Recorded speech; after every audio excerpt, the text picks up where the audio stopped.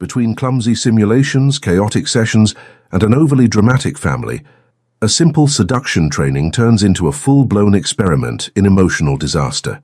But sometimes, the messiest moments lead to the most unexpected discoveries. Grace Hartley had seen every type of disaster walk through her studio door. Men who confused compliments with interrogations. Women who treated first dates like business negotiations. But the man sitting across from her, spine rigid as a lamppost and expression suggesting he'd rather be anywhere else, was a new category entirely. Thomas Ashford, billionaire, aviation magnate, emotional disaster. "So," Grace began, crossing her legs and fixing him with the kind of smile that usually made clients relax, "you're here because you want to improve your communication skills in romantic contexts. That's wonderful. Self-awareness is the first step." "I'm here," Thomas corrected, his voice clipped and efficient, "because I need to acquire a specific skill set to achieve a predetermined objective." Grace blinked. Behind her, Martin Clark, her assistant and the most theatrical human being ever to fail a West End audition, made a choking sound that he tried to disguise as a cough. "Acquire a skill set," Grace repeated slowly. "To achieve an objective." "Correct." Thomas pulled out a tablet, and Grace's eye twitched. "The target individual values spontaneity, emotional availability, and what she terms authentic connection. I've analyzed her social media presence, attended 4 networking events where she was present, and determined that my current approach is ineffective." "The target individual." Grace's voice had gone very quiet. Martin, who knew that tone, took 3 careful steps backward. Thomas didn't notice. "Yes, Rebecca Ashford. No relation, despite the surname coincidence. She's a curator at the Tate Modern, 34 years old, graduated from Cambridge with honours in art history. Her favourite flower is apparently the peony, though I fail to see how that's relevant to professional compatibility. You researched her like she's a merger acquisition. Naturally. Thorough preparation is essential for any successful venture. If this story is touching your heart, show your support, leave a like, subscribe to the channel, and share it with your friends. Every action helps us keep bringing you new stories full of emotion." Grace leaned forward, her dark eyes flashing with something between amusement and horror. "Mr. Ashford, romance isn't a venture. It's not a spreadsheet. You can't optimize your way into someone's heart." "Why not?" He looked genuinely confused. "Every system can be improved through data analysis and strategic implementation. Because love isn't a system." Grace could feel her professional composure slipping. This man was going to be either the most entertaining or the most infuriating client she'd ever had. Possibly both. "It's messy and irrational and inefficient," Thomas finished, "which is precisely why I'm here. To make it efficient." Martin gasped so dramatically that both of them turned to look at him. He clutched his chest as if he'd been shot. Did this man just call love inefficient? "Martin," Grace warned. "No, Grace, this is sacrilege. This is—" Martin swept across the room, his purple scarf billowing behind him like he was in a Renaissance painting. "Sir, with all due respect, you cannot optimize passion. You cannot create a PowerPoint presentation for the human heart." "I don't use PowerPoint," Thomas said. "It's outdated. I prefer data visualization through—" "Oh my God," Martin breathed. "Grace, he's serious. He's actually serious." Grace pinched the bridge of her nose. Her studio, usually a cheerful space filled with motivational posters and soft lighting, suddenly felt very small. The bright yellow walls that usually calmed her clients now seemed to be mocking her. She'd written an entire book about communication. She'd helped hundreds of people express their feelings. And here sat a man who treated emotions like software bugs that needed patching. But Grace Hartley didn't back down from challenges. In fact, she loved them. "All right, Mr. Ashford." She sat up straighter, that competitive spark igniting in her chest. "Let's start with something simple. Tell me about the last time you felt truly happy." Thomas frowned. "Define happy." "You can't—" Grace stopped herself, took a breath. Happy, joyful, content. That warm feeling when something good happens. He considered this with the intensity most people reserved for solving quantum physics. Last quarter, Ashford Aviation exceeded projected revenue by 18%. That was satisfactory. Satisfactory, Grace echoed. Yes. Not happy. Satisfactory. Happiness is subjective. and therefore unreliable, as a metric. Martin made a sound like a wounded animal. Grace stared at Thomas Ashford, at his perfectly pressed suit, his expensive watch, his complete and utter inability to understand that he'd just revealed the saddest thing she'd heard all month. Something shifted in her chest. Annoyance, yes, but also something else. Curiosity, maybe. Or perhaps just the stubborn determination to prove that even a man who spoke in metrics could learn to speak in feelings. "Mr. Ashford," she said carefully, "I'm going to take your case. But I need you to understand something first. This isn't going to be like your business deals. You're going to have to trust me even when nothing I say makes logical sense to you. Can you do that?" Thomas met her eyes for the first time since sitting down. They were blue, she noticed.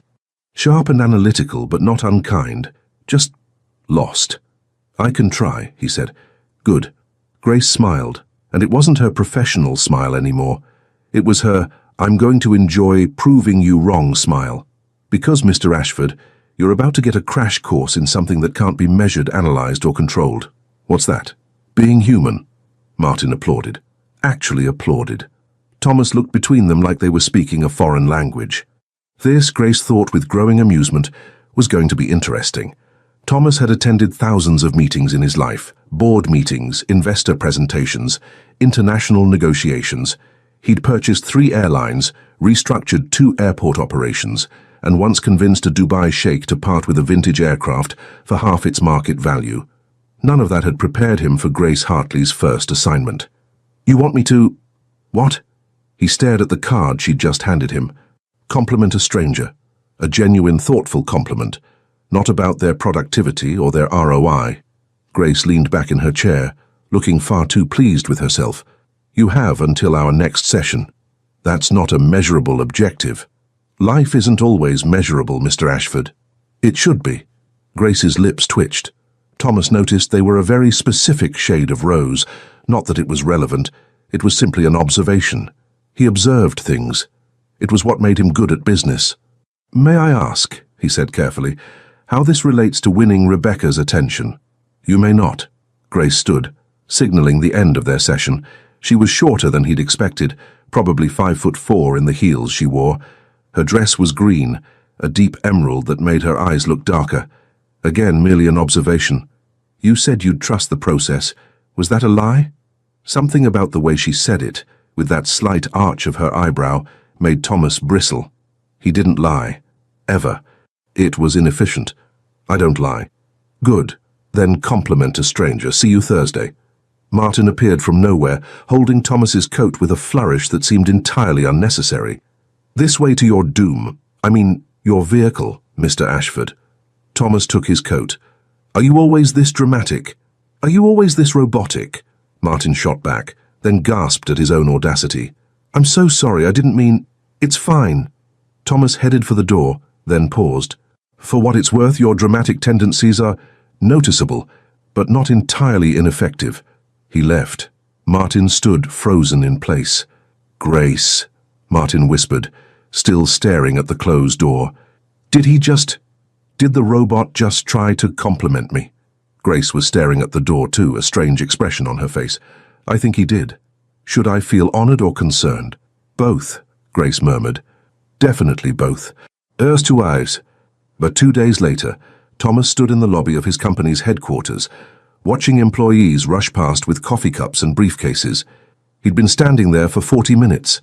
The compliment card was in his pocket, and he still hadn't completed the assignment. This was absurd. He could negotiate million-pound contracts in 3 languages. He could identify an aircraft's model from its engine sound alone. But apparently he couldn't tell a stranger something nice without calculating the most efficient approach first.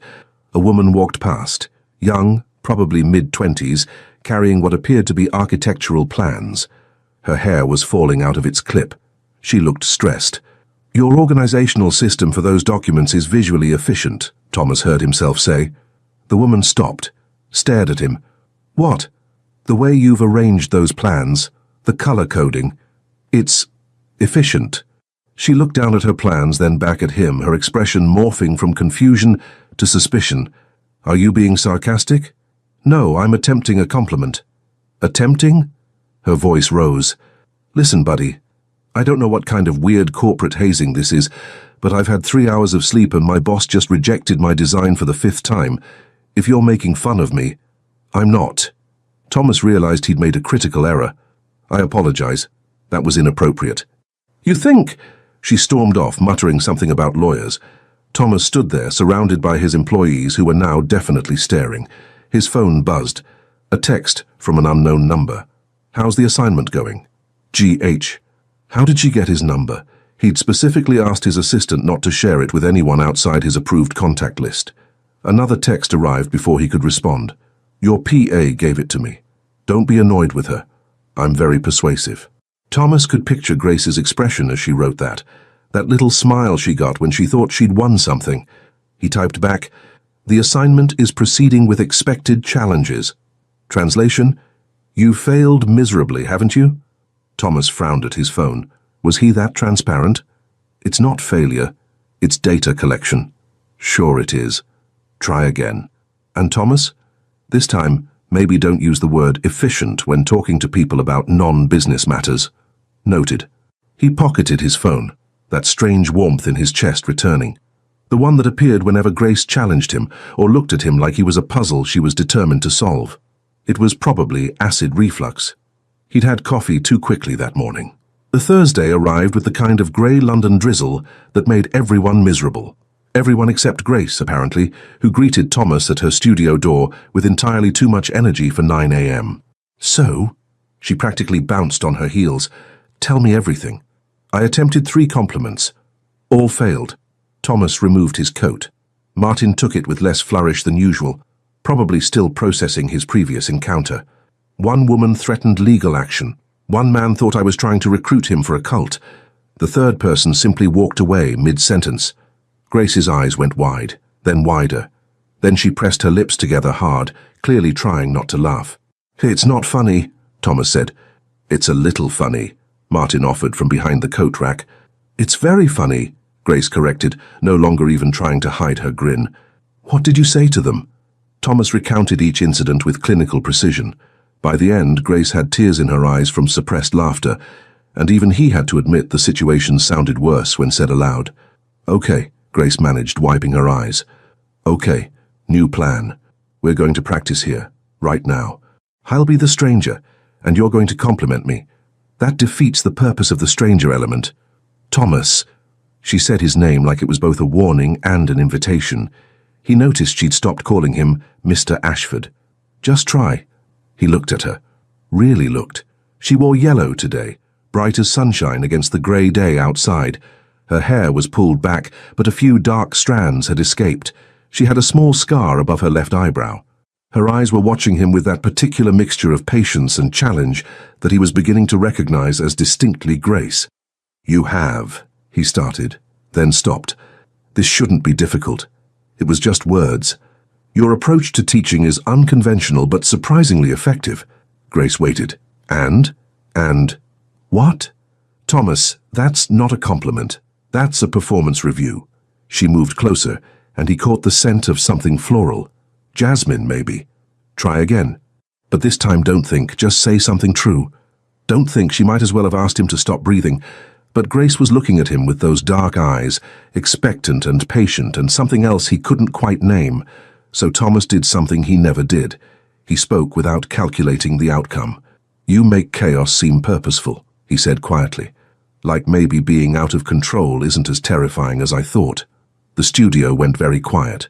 Martin had stopped breathing. Grace's expression shifted into something Thomas couldn't analyze or categorize. That, she said softly, was perfect. And for the first time in his carefully controlled life, Thomas Ashford had absolutely no idea what to do next. Grace had dealt with difficult clients before, but none of them had ever made her forget how to breathe with a single sentence. You make chaos seem purposeful. 3 days later, she was still thinking about it, which was ridiculous. She was a professional. She'd written a book about maintaining boundaries. She'd given lectures on the importance of separating personal feelings from professional relationships. And yet here she was, rereading her session notes for the 15th time, trying to decode whether Thomas Ashford had meant what she thought he'd meant. You're spiraling, Martin announced, appearing with 2 cups of tea. I can see it in your eyes. You have that look. What look? The "oh no, I might actually like the impossible client" look. Martin settled into the chair across from her desk. It's very distinct. Your left eyebrow does this tiny twitch. Grace's hand flew to her eyebrow. It does not. It absolutely does. You're doing it right now. Martin sipped his tea with infuriating smugness. So, are we going to talk about the fact that Mr. Robot gave you the most romantic compliment I've heard in 5 years? Or are we going to pretend you're still just his communication coach? He's my client, Martin. That's not an answer. That's the only answer. Grace stood, pacing to the window. Rain streaked down the glass, turning London into a watercolor painting. Besides, he's trying to win someone else. Rebecca. Remember? Please. He hasn't mentioned Rebecca once since that first session. Martin set down his teacup with a decisive clink. What he has done is text you 4 times with clarification questions that had nothing to do with the assignment. Grace had noticed that too. Yesterday's text, "Is sincerity measured by word count or emotional impact?" This morning's, "If someone laughs at your attempt at humor, is that success or pity?" She'd answered both, probably too quickly.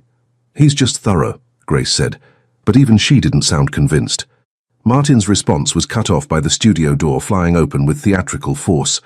A tiny elderly woman marched in, followed by a flustered-looking Thomas. "Gran, please." "Oh, hush."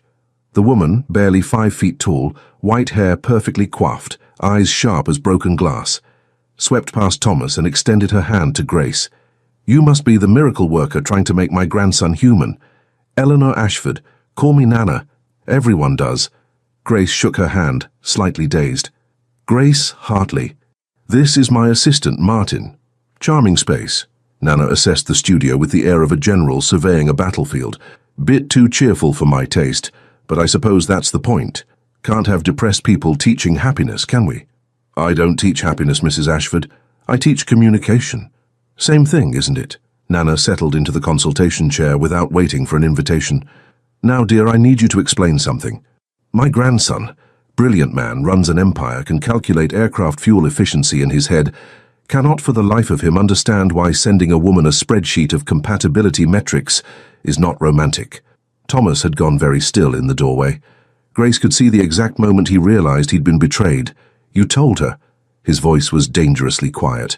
"She interrogated me," Nana shot back. "She has methods, this one." Martin was practically vibrating with glee.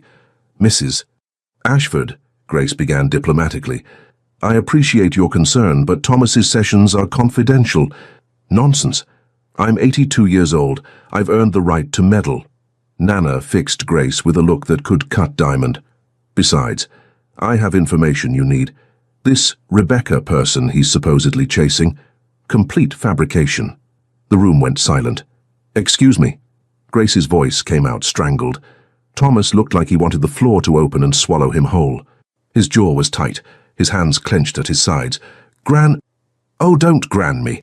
Nana waved him off. "Rebecca Ashford is lovely, yes, but she's been dating a sculptor for 6 months. They're practically engaged. Thomas knows this. He's known this the entire time." Grace turned to Thomas slowly, very slowly. "Is this true?" He met her eyes, and for the first time since she'd met him, Thomas Ashford looked completely, utterly human, embarrassed, vulnerable, caught. "Yes," he said quietly. "So you—" Grace's brain was trying to process this. "You hired me under false pretenses." "Technically, no, I hired you to teach me about emotional communication. The Rebecca objective was auxiliary." "Auxiliary?" Grace's voice rose. Martin grabbed the teacups, clearly preparing for explosion. "You wasted my time with a fake goal?" "It wasn't a waste." Thomas stepped into the room, and Grace noticed he looked different somehow. Less controlled, more real. "I needed an excuse to learn, to understand. And I couldn't just say I wanted to understand how people like you manage to make connection look easy. People like me. People who feel things without fear, who can walk into a room and make strangers feel seen, who—" He stopped, seeming to realize he was saying too much. "People who aren't broken." The word hung in the air between them. Grace's anger deflated like a punctured balloon. Behind Thomas, Nana watched with satisfaction. Martin had his hand pressed to his mouth. "You're not broken," Grace said softly. "You're You speak a different language than most people. That doesn't make you broken, doesn't it? Thomas's smile was bitter. I'm 36 years old. I've built a company that operates on 4 continents. I employ 3,000 people, and I couldn't tell a woman she had nice hair without making her think I was conducting a performance review. Despite herself, Grace laughed. A small sound barely there, but Thomas's expression shifted when he heard it. You really are terrible at this, she admitted. I know. And you lied to me. Technically, I omitted information. That's the same thing, Thomas. Is it? They stared at each other. Grace could feel Martin and Nana watching them like spectators at a tennis match. One chance, Grace said finally. You get one chance to be completely honest with me. Why did you really hire me? Thomas was quiet for a long moment. Then, because 3 months ago, I attended a lecture on emotional intelligence in business. You were the speaker, and for 90 minutes, I watched you talk about vulnerability and connection and authenticity, and I realized I didn't understand a single thing you were describing. Not really. And I thought, he paused, I thought if I could learn from you, maybe I could understand what I've been missing my entire life. Oh, Grace breathed. Oh, indeed, Nana said with satisfaction. Now shall we discuss lunch plans? I'm thinking that Thai place on Wardour Street. My treat. Martin applauded. Actually applauded. And Grace, professional communication expert and author of a best-selling book on boundaries, realized she was in serious trouble. Because Thomas Ashford wasn't just a client anymore. He was a man who'd just admitted he'd orchestrated an elaborate ruse just to spend time in her presence. And God help her, she found that absolutely ridiculously endearing. Thomas had survived hostile takeovers, emergency landings, and a particularly brutal interview with a Financial Times journalist who'd compared his management style to benevolent dictatorship with emphasis on the dictatorship. None of that prepared him for Grace Hartley's empathy exercise. Absolutely not, he said, staring at the blindfold she'd just produced from her desk drawer. Absolutely yes. Grace dangled it in front of him like bait. You said you'd trust the process. I said I'd try to trust the process. This is not trying, this is torture. It's empathy training. She moved closer, and Thomas caught that jasmine scent again. He'd looked it up. Jasmine essential oil, known for its calming properties. Not that it was calming him, quite the opposite. You're going to experience 3 minutes of not being able to see, and I'm going to guide you through this space. It'll teach you about vulnerability and trust. It'll teach me about workers' compensation claims when I trip over Martin's dramatic scarves. I heard that, Martin called from somewhere behind the filing cabinets. Grace's lips twitched. Thomas was learning to recognize that expression. It meant she was trying not to laugh at him. He was also learning that he didn't entirely mind being the source of her amusement, which was concerning. 3 minutes, Grace promised. Then you can go back to your regularly scheduled emotional unavailability. I'm not emotionally unavailable. I'm selectively engaged. That's literally the same thing. She stepped even closer, close enough that he could see the small flecks of gold in her brown eyes. Come on, Thomas, be brave. Something about the way she said his name, soft, teasing, like she was coaxing a child to try something new, made him take the blindfold. If I break an ankle, I'm billing you for the medical expenses. Noted. Her fingers brushed his as she helped adjust the blindfold, and Thomas's entire nervous system seemed to short-circuit. Can you see anything? No. Good. Now take my hand. He did. Her hand was smaller than his, warm and calloused in a way that surprised him. He'd expected soft. Everything about Grace seemed soft. Her curls, her clothes, her voice. But her hand felt like it belonged to someone who worked, who created, who built things. Okay, Grace said, and he could hear the smile in her voice. 3 steps forward. Trust me. Thomas took 3 steps. He didn't trip, didn't collide with anything. Grace's hand anchored him, guided him, made the darkness less terrifying. How does it feel? She asked. Statistically inconvenient. She laughed. Actually laughed. Thomas, honest answer. No data, no deflection. How does it feel? He was quiet, focusing on the sensation, the disorientation, the way his other senses heightened, the sound of rain against windows, the faint classical music Martin had playing, the warmth of Grace's hand in his. Uncomfortable, he admitted, but not as terrible as I expected. See, that's growth. She tugged him gently to the left. 2 more steps. Tell me about something you felt this week. Not thought. Felt. Aren't feelings just thoughts with chemical reactions? Thomas. Right. Honest answer. He considered this. What had he felt?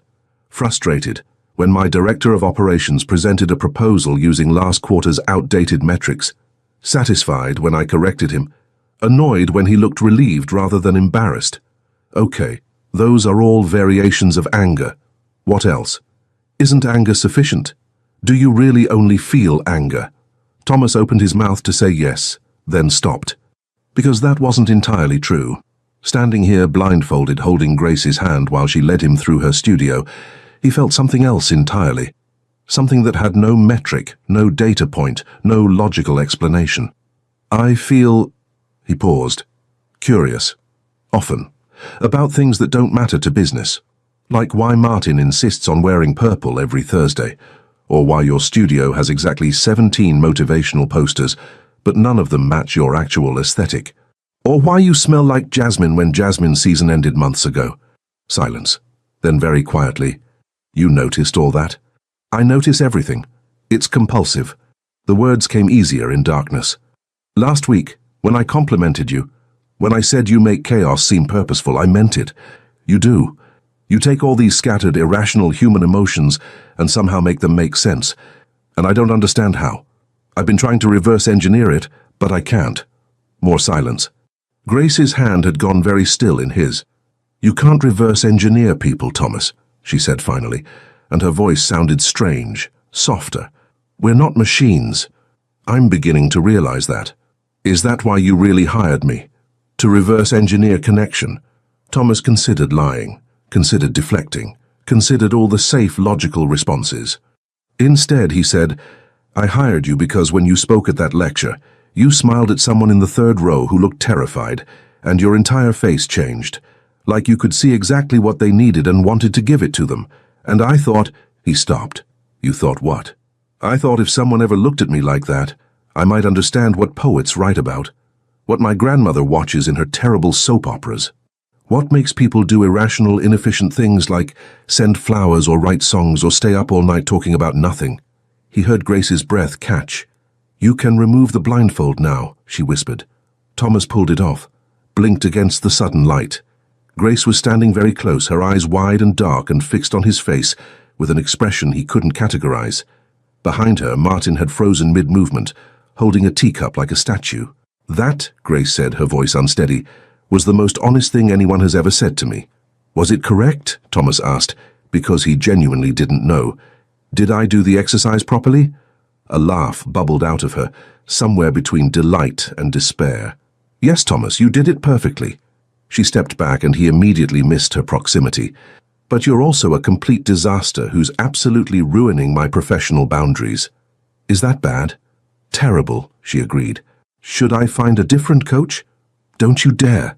They stared at each other. The studio suddenly felt very warm. Well, Martin announced loudly, breaking the moment. I'll just be in the other room, filing things, alphabetically, while singing loudly so I can't hear anything happening here. Martin, Grace warned. But Martin was already gone, and the door was closing, and Thomas was alone with Grace and the dawning realization that he'd just told her things he'd never told anyone. And she hadn't run. She hadn't laughed, well, not cruelly. She'd just looked at him like maybe, possibly, he wasn't as hopeless as he feared. Next session, Grace said, her professional voice slightly unsteady. We're working on maintaining appropriate emotional distance. For whose benefit? Thomas asked. Mine or yours? Grace's cheeks flushed pink. That's none of your business. I think, Thomas said, surprising himself with his own boldness, it might be both of our business. He left before she could respond, but he heard her laugh as the door closed behind him. Small, breathless, and absolutely wonderful.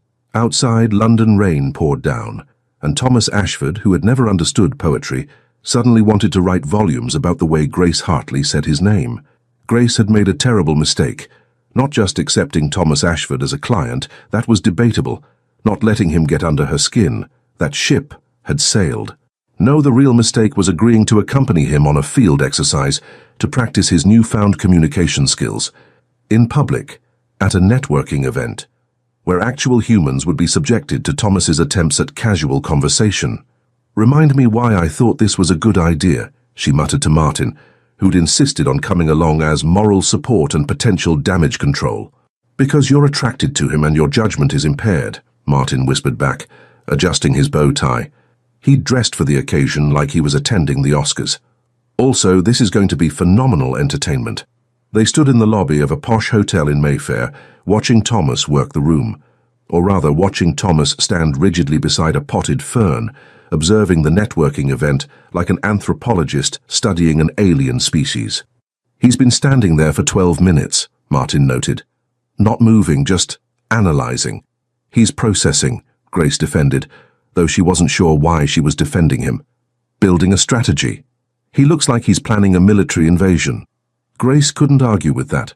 Thomas had that intense expression he got when calculating something, eyebrows drawn together, jaw tight, eyes tracking every movement in the room with laser precision. She should intervene. That's what a good coach would do. Instead, she found herself appreciating how well he wore that charcoal suit, which was completely inappropriate and entirely unhelpful. "I'm going in," she announced. "May God have mercy on us all," Martin intoned. Grace crossed the room, weaving through clusters of chatting professionals. Thomas spotted her immediately, and something in his expression shifted, relaxed almost. "You look terrified," she said, coming to stand beside him. "I'm not terrified. I'm strategically cautious." He glanced at her, then did a double-take. "That's a new dress." Grace looked down at her navy cocktail dress, surprised he'd noticed. "It is. Good observation." "It's—" Thomas paused, clearly trying to formulate a proper compliment. "The color contrasts effectively with your skin tone, and the structural design suggests quality craftsmanship while maintaining professional appropriateness for the venue." Grace stared at him. "Did you just compliment my dress like it was a corporate merger? Was it incorrect?" "Thomas," she couldn't help but laugh. "You're supposed to say something like, 'You look beautiful,' or 'That dress is stunning on you,' not analyze its structural integrity." He frowned. "But those statements are subjective and potentially make assumptions about my appreciation of your aesthetic that could be—" He stopped, seeing her expression. "I'm doing it again. You're doing it again. In my defense, you do look beautiful, but saying that without qualifying data felt insufficient." Grace's heart did something complicated in her chest. "The unqualified version is actually better." "Noted." Thomas pulled out his phone and actually typed something. "Compliments should be simple and direct, no supporting documentation required." "Are you taking notes on our conversation? How else will I remember the correct protocol?" "Thomas, relationships aren't protocols. Why does everyone keep saying that?" He looked genuinely confused, and Grace had to resist the urge to either kiss him or shake him, possibly both. "Okay." She took a deep breath. "New assignment. See that woman over there, by the wine table? Go introduce yourself and have a normal conversation. No data, no analysis, just be human." Thomas followed her gaze to a woman in her 40s chatting with a colleague. "What should I discuss?" "Anything, the weather, the venue, just casual small talk." "I don't do casual. I've noticed." Grace gave him a gentle push. "Go. I believe in you." "That's statistically unlikely given my track record." "Thomas." "Going." He straightened his tie, took what appeared to be a fortifying breath, and marched toward the wine table like he was heading into battle. Grace watched, holding her breath. Martin appeared beside her, holding 2 champagne flutes. "This is either going to be adorable or catastrophic," he whispered. "Or both," Grace murmured. They watched Thomas approach the woman, saw him smile.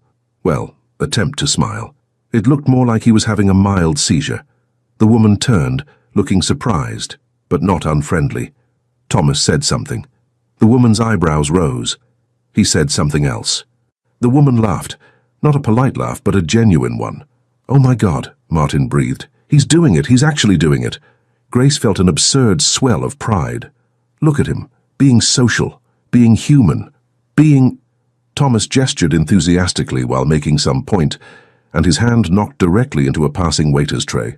Time seemed to slow. The tray tilted. 6 glasses of red wine arced through the air in perfect synchronization. They landed, with impeccable aim, directly onto a tall man in an expensive white suit. The room went silent. The man in the white suit, now red suit, turned slowly. His face was the color of a tomato, or possibly a blood clot. "You absolute moron!" he roared. Thomas stared at the carnage, his expression cycling through shock, horror, and what might have been the beginning of a panic attack. His eyes found Grace's across the room. "Help," they said. Grace was already moving. "I'm so sorry," Thomas was saying as she arrived. "That was entirely my fault. I'll pay for the cleaning, the replacement, any—" "You'll pay for more than that." The man was practically vibrating with rage. "Do you have any idea who I am? I'm Gerald Whitmore, CEO of Whitmore Financial, and you just destroyed a custom Italian suit at a major industry event.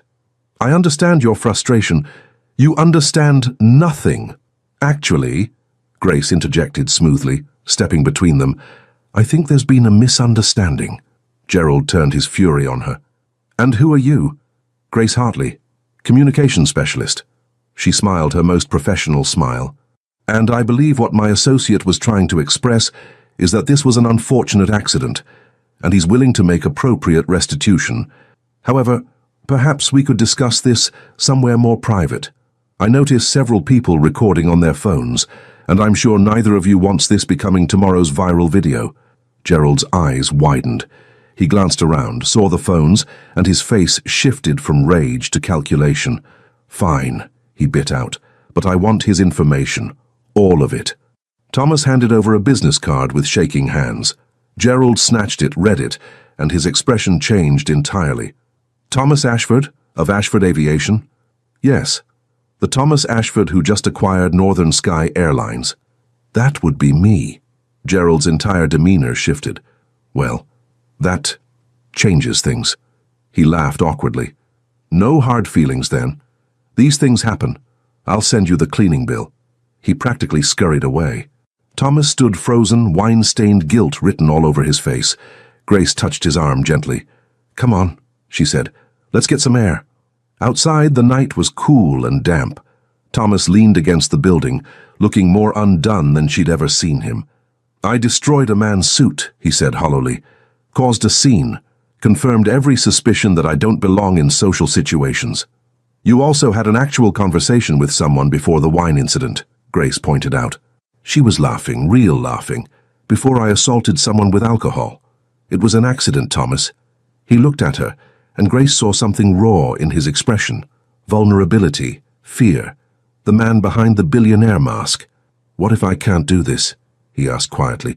"What if I'm just fundamentally wrong for a world that runs on emotion and connection?" Grace stepped closer, close enough to see the wine splash on his collar. Close enough to catch his scent, something expensive and cedar-like. "You're not wrong," she said firmly. "You're just learning a new language, and yes, you're going to make mistakes. Spectacular, wine-soaked mistakes. But Thomas—" She waited until he met her eyes. "That woman laughed because you made a joke. A real joke. Do you know how far you've come?" "Not far enough to avoid public humiliation." "Welcome to being human." She smiled. "We're all just one wine tray away from disaster." He laughed. A real laugh, startled and genuine. And Grace realized she was in much deeper trouble than she'd thought. Because she didn't just want to teach Thomas Ashford how to connect with people anymore. She wanted him to connect with her. Grace should have known something was wrong when Nana Ashford called her directly.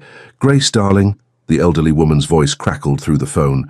"I need you to come to my house immediately. It's an emergency." "What kind of emergency? Is Thomas all right?" "Thomas is fine, emotionally constipated as always, but physically fine. This is a different kind of emergency. Can you be here in an hour?" Grace glanced at Martin, who was reorganizing their filing system in what he called chromatic emotional order, which meant absolutely nothing but gave him something to do. "I suppose so." "Excellent. I'll text you the address. Bring wine. The good kind." The line went dead. "That sounded ominous," Martin observed, holding up a pink folder labeled Heartbreak Mild. "That sounded like trouble," Grace corrected, but she was already grabbing her coat. Nana Ashford's house was not what Grace expected. Instead of some sterile mansion, it was a cozy Georgian townhouse in Notting Hill, with window boxes overflowing with flowers and a bright red door that screamed personality. Nana answered on the first knock, wearing a velvet tracksuit and holding a glass of what appeared to be straight whiskey. "Right on time. I like that." She ushered Grace inside, Thomas is pathologically punctual too, but at least you make it look effortless. The interior was wonderfully chaotic. Overstuffed furniture, walls covered in family photos, a television playing what looked like a Brazilian telenovela with subtitles. Grace felt immediately at home. "So," Nana said, settling into an armchair and gesturing for Grace to sit, "let's discuss my grandson." "Mrs. Ashford, Nana, we're past formalities." She took a sip of whiskey. "Thomas is in love with you." Grace choked on air. "I'm sorry, what?" "In love, smitten, completely besotted. It's adorable and also mildly concerning because the boy has the emotional intelligence of a particularly dense rock." Nana leaned forward. "But here's the problem. He doesn't realize it yet. And even when he does, he'll probably try to analyze it to death instead of just accepting it." "Mrs. Nana, I think you're mistaken. Thomas is my client. We have a professional relationship. Darling, I've been married 3 times. I know chemistry when I see it." Nana's eyes twinkled. "The way he talks about you when he thinks I'm not listening? The way he checks his phone every 5 minutes hoping you've texted? The way he spent 45 minutes last week debating which tie would project appropriate confidence for your session?" Grace's heart was doing gymnastics. "He did. Navy blue with subtle silver stripes. I told him you wouldn't care, but he insisted presentation matters." Nana smiled. "He's trying so hard, Grace. And I haven't seen him try at anything personal since, well, ever. I don't know what you want me to say. I want you to tell me the truth." Nana's voice went soft. "Do you have feelings for him?" Grace opened her mouth to deny it. Should deny it. That's what a professional would do. Instead, she said, "I don't know. That's a lie, but I'll accept it for now." Nana stood, surprisingly spry for her age. "Come, I want to show you something." She led Grace down a hallway lined with photos. Grace recognized a younger Thomas in several. School pictures, university graduation, corporate events. But one photo made her stop. Thomas, maybe 10 years old, sitting alone at what appeared to be a birthday party. Other children were playing in the background. He was reading a book. His parents were brilliant, Nana said quietly. Both engineers, logical, practical, successful. They loved Thomas, but they didn't understand him when he started showing interest in patterns instead of people. So they encouraged what he was good at, math, analysis, efficiency, and ignored what he struggled with, connection, Grace whispered. He spent his entire childhood being told his way of thinking was right, and everyone else's was wrong. Is it any wonder he grew up believing emotions were problems to solve rather than experiences to have? Grace studied the photo. Young Thomas looked so isolated, so alone. "Why are you telling me this?" "Because you're the first person who's made him want to change. Not for a business deal or a strategic advantage, for himself." Nana turned to face her. "And because I'm a meddling old woman who wants to see her grandson happy before I die." "You're not dying. Not immediately, no, but I'm 82, the clock's ticking." She squeezed Grace's hand. "I'm not asking you to fall in love with him. I'm just asking you to give him a chance. A real chance. Not as a client, as a man." Before Grace could respond, the front door opened. "Gran, I got your message about the emergency." Thomas stopped dead when he saw Grace. Oh, indeed," Nana said cheerfully. "Look who's here. What a coincidence." "This was a setup," Thomas said flatly. "Obviously." Nana was completely unrepentant. "You two need to stop dancing around each other. It's exhausting to watch." "Gran, don't gran me. I'm old. I'm allowed to meddle." She grabbed her purse. "I'm going to my yoga class. You two talk or don't talk, or whatever it is young people do these days. Just don't waste time being stupid about your feelings." She swept out, leaving Grace and Thomas standing in the hallway, surrounded by family photos and awkward silence. "I'm sorry," Thomas said finally. "She ambushed you. She ambushed both of us." Grace managed a laugh. "Your grandmother is terrifying." "She's been told." Thomas moved closer, hands in his pockets. "What did she say to you?" Grace considered lying, considered deflecting. Instead, she said, "She told me you spent 45 minutes choosing a tie for our last session." Thomas went very still. "She told you that?" "She did. In my defense, navy blue with silver stripes projects confidence without aggression. It's been proven in multiple studies." "Thomas," Grace stepped toward him. "Why do you care what I think about your ties?" He met her eyes and Grace saw the moment he decided to be honest. "Because," he said quietly, "everything's different when you're in the room. Colors are brighter. Conversations matter more.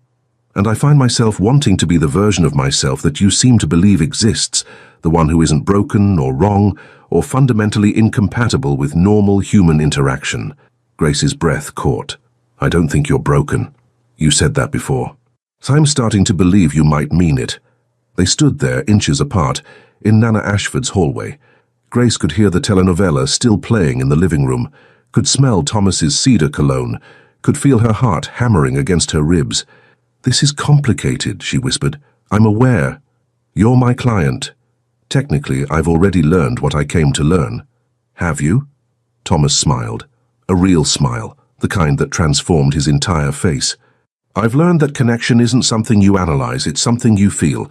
And Grace, he paused, I feel everything when I'm with you. Grace had no response to that. No professional boundary, no clever deflection. Just the overwhelming urge to close the distance between them, and damn the consequences. But before she could, Thomas's phone buzzed. He glanced at it, and his expression changed. I have to go. Board meeting I forgot about. Of course. Grace stepped back, trying to ignore the disappointment flooding through her. But Grace? He turned at the door. Thank you for seeing past the disaster. He left, and Grace stood alone in Nana Ashford's hallway, surrounded by photos of a lonely boy who'd grown into a complicated man. A man who was becoming far too important to her professional sanity. A man who, despite all his awkwardness and analysis, had just said the most romantic thing she'd ever heard. She pulled out her phone and texted Martin, I'm in trouble. His response was immediate. I knew it. Tell me everything. But Grace didn't know how to explain that she was falling for her most impossible client. So she just wrote, later, and hoped she'd figure out what to do before later arrived. Absolutely not. Come on, Thomas. It's just a practice date. With you. Technically, with Martin pretending to be me, while I observe and take notes. Thomas looked at Martin, who had somehow procured a wig and was applying lipstick with disturbing enthusiasm. This is psychological torture, Thomas said flatly. This is education, Grace corrected, clipboard in hand. She'd been avoiding him for 3 days since the incident at Nana's house. 3 days of unanswered texts and rescheduled sessions. Now she was back to full professional mode, which Thomas was learning to recognize as her defense mechanism. You need to practice romantic conversation in a safe environment. There is nothing safe about Martin in a wig. I heard that, Martin called, adjusting his fake curls. And for your information, I'm channeling Grace's essence, her wit, her charm, her devastating ability to make men question their entire existence. That's oddly specific, Thomas muttered. Grace's cheeks flushed pink, but she didn't look up from her clipboard.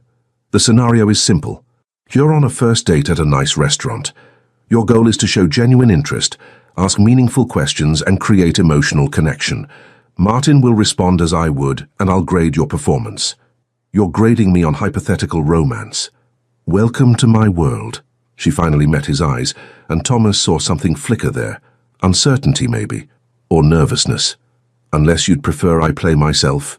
The air between them went electric. Thomas could practically hear Martin holding his breath. No, Thomas said more sharply than intended. That would be complicated.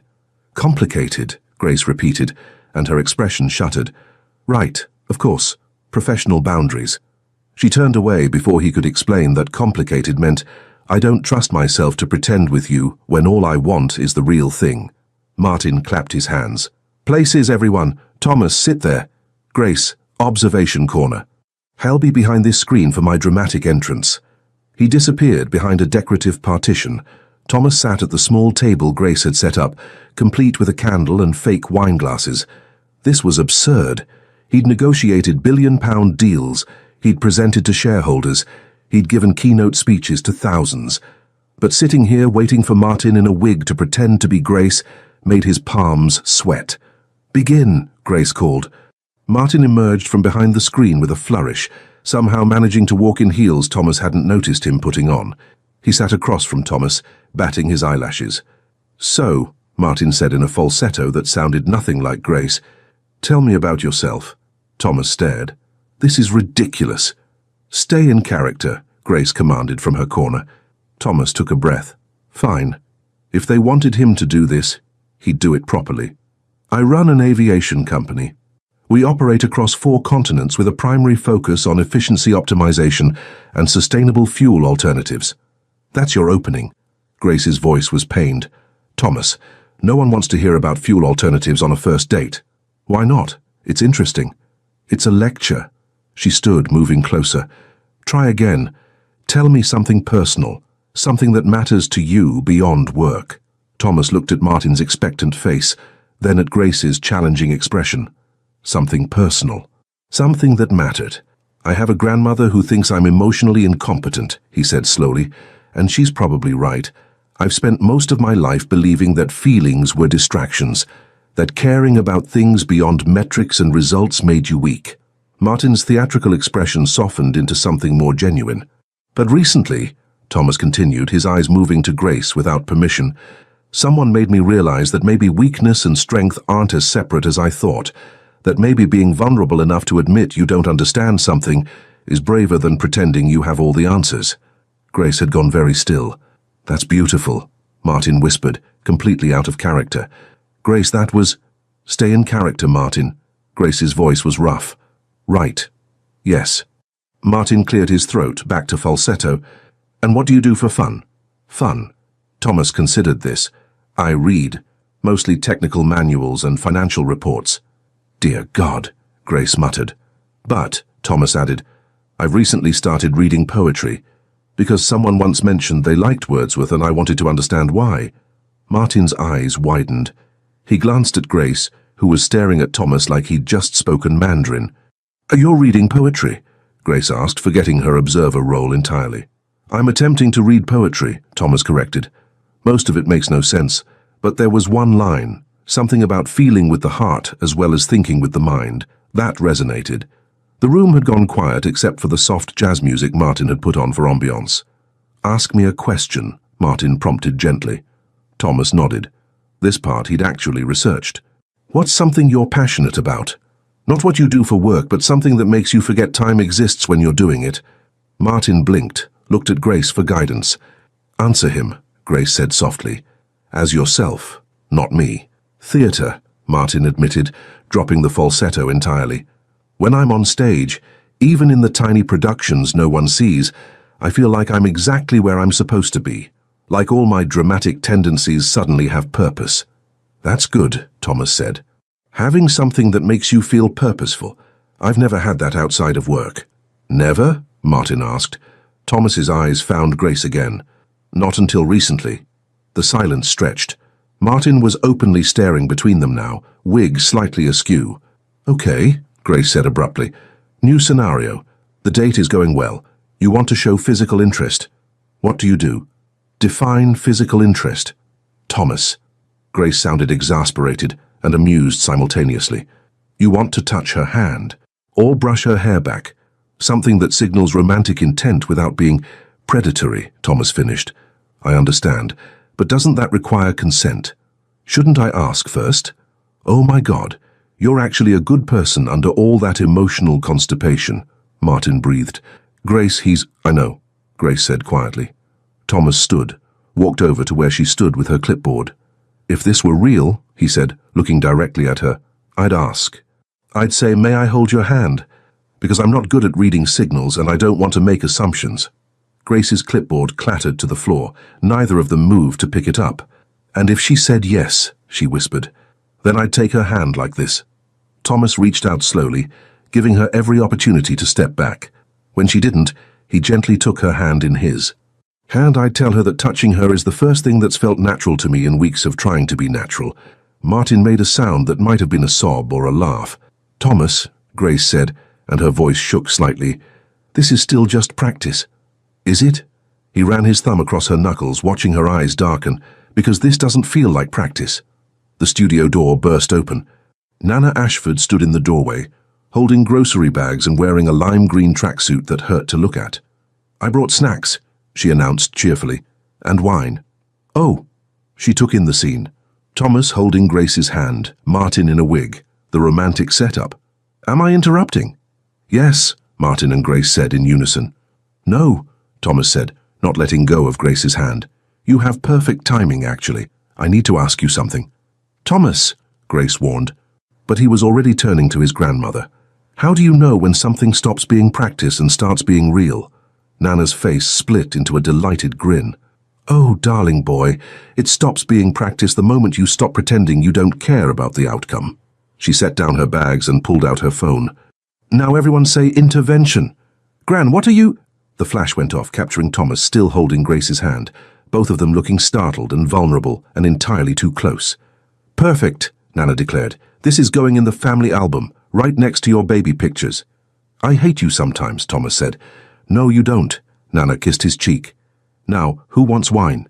We have so much to discuss. Martin raised his hand, wig slipping further down his forehead. And Grace, still standing there with her hand in Thomas's, started laughing. Actually laughing until tears rolled down her face. This is insane, she managed between giggles. This whole situation is absolutely insane. Insane, Thomas agreed, but he was smiling. Actually smiling. And he still hadn't let go of her hand. Grace was attempting to maintain professional boundaries. Keyword, attempting. It had been a week since the practice date. A week since Thomas had held her hand and said things that made her forget why boundaries existed in the first place. A week of him texting her questions that had nothing to do with communication coaching and everything to do with getting to know her. Do you prefer tea or coffee? Ta, what's your favorite time of day, TA? If you could live in any era, which would you choose and why? TA. She'd answered all of them, like a fool. Now she sat in her studio, staring at her calendar and trying to figure out how to maintain any semblance of professional distance when all she wanted was to— You're spiraling again, Martin announced, appearing with coffee. Your eyebrow is twitching. It is not. It absolutely is. You're thinking about him. Grace opened her mouth to deny it, but her phone rang. Thomas's name appeared on the screen. Martin squealed. Shut up, Grace hissed, answering. Hello? Grace. Thomas's voice sounded strange, stressed. I need your help. What's wrong? I have a conference call in 10 minutes with investors in Tokyo. They're traditional, formal, and I've just been informed they find my communication style cold and impersonal. My director of operations suggested I show more warmth. He paused. I don't know how to do that over video. Grace checked her watch. Can you delay the call? No. It took 3 months to schedule. She made a decision she'd probably regret. Send me the meeting link. What? Send me the link. I'll join muted and with video off. I'll text you guidance in real time. Silence. Then, you do that? Thomas, if you lose this deal because you accidentally insulted someone's grandfather again, that was one time and it was a cultural misunderstanding. Then yes, I'll help. Send the link. He did. 2 minutes later, Grace was logged into the conference call, watching Thomas sit at his immaculate home office desk, looking like he was preparing for war rather than a business discussion. She texted, breathe, smile when you greet them, use their names. The investors appeared on screen, 3 older Japanese men in formal business attire. Thomas bowed slightly. Tanaka-san, Yamamoto-san, Sato-san, thank you for making time for this discussion. Grace texted, good. Now ask about their day before jumping into business. Thomas's eye twitched. He'd clearly seen the text, but he nodded. I hope your morning has been pleasant. One of the men, Tanaka-san, looked surprised. Yes, thank you. Your consideration is appreciated. The meeting progressed. Grace watched Thomas navigate technical specifications and financial projections with his usual precision, but every few minutes she'd send a text. You're lecturing. Ask their opinion. That transition was too abrupt. Acknowledge his concern first. Smile, Thomas. You look like you're announcing a funeral. She watched him adjust in real time, saw the moment the investors began to relax. Tanaka-san even laughed at something Thomas said, a genuine laugh that made Thomas's surprised expression almost comical. Then disaster struck. Yamamoto-san said something in Japanese. Thomas clearly understood it. His expression shifted, but he didn't respond immediately. Grace texted, What did he say?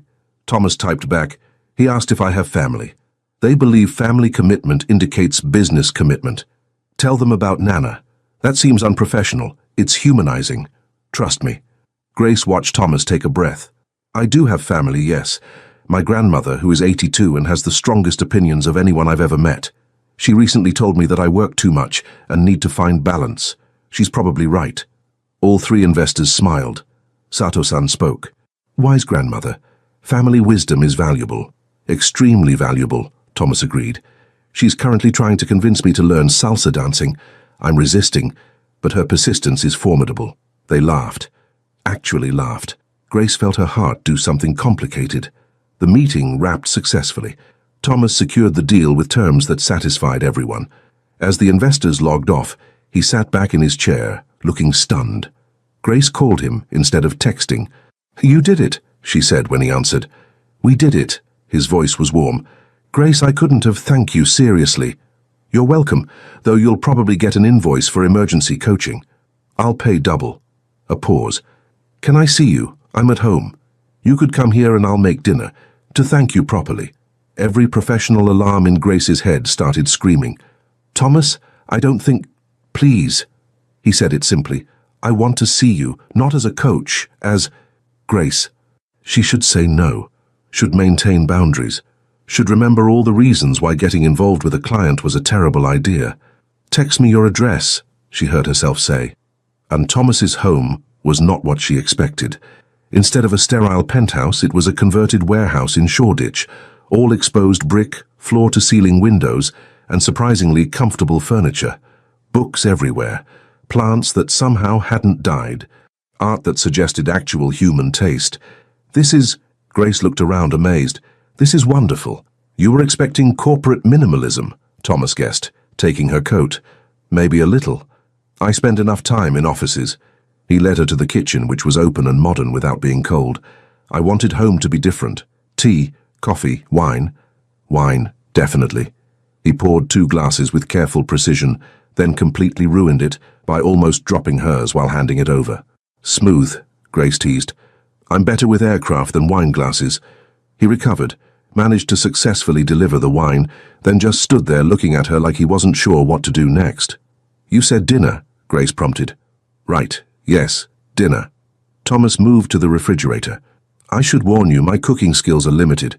I can make pasta, just pasta, very competent pasta. Pasta sounds perfect. She watched him cook, which was unexpectedly endearing. He measured everything precisely, checked timings on his phone, muttered to himself about olive oil ratios. It was possibly the most Thomas thing she'd ever witnessed. So, he said while stirring sauce, Nana called me this morning.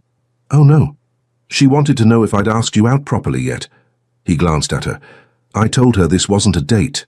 It's not, Grace agreed quickly. Too quickly. She laughed at me. Thomas added herbs with the concentration of a surgeon. Then she said, Thomas dear, if you invite a woman you're clearly in love with to your home for a private dinner, that's a date. Stop being thick. Grace's wine glass paused halfway to her lips. She said you were... What? Thomas set down his spoon, turned to face her fully. In love with you, he repeated calmly. I told her she was being dramatic, that I barely understand basic friendship, let alone love, that it was impossible to feel something that significant after only a few weeks. Grace's heart was hammering. What did she say to that? She said love doesn't operate on timelines or logic. He moved closer. She said sometimes you just know. And then she asked me if I thought about you constantly, if your opinions mattered more than anyone else's, if I found myself wanting to be better just because you believed I could be. And, Grace whispered, and I couldn't argue with any of that. Thomas stopped a foot away from her, close enough that she could see the uncertainty in his eyes. I'm not good at this. At feelings, at knowing what's appropriate to say. But Grace, I think my grandmother might be right. The kitchen suddenly felt very small. Thomas. Grace set down her wineglass before she dropped it. This is complicated. The ethics. You're not my coach anymore. I'm still... You're Grace. He said her name like it meant something. And I'm Thomas. And we're two people who are apparently very bad at maintaining professional boundaries. I don't know if I'm ready for this, she admitted. Neither do I. He smiled slightly. But I've spent my entire life only doing things I knew I was ready for. And I think that's made me miss everything that actually matters.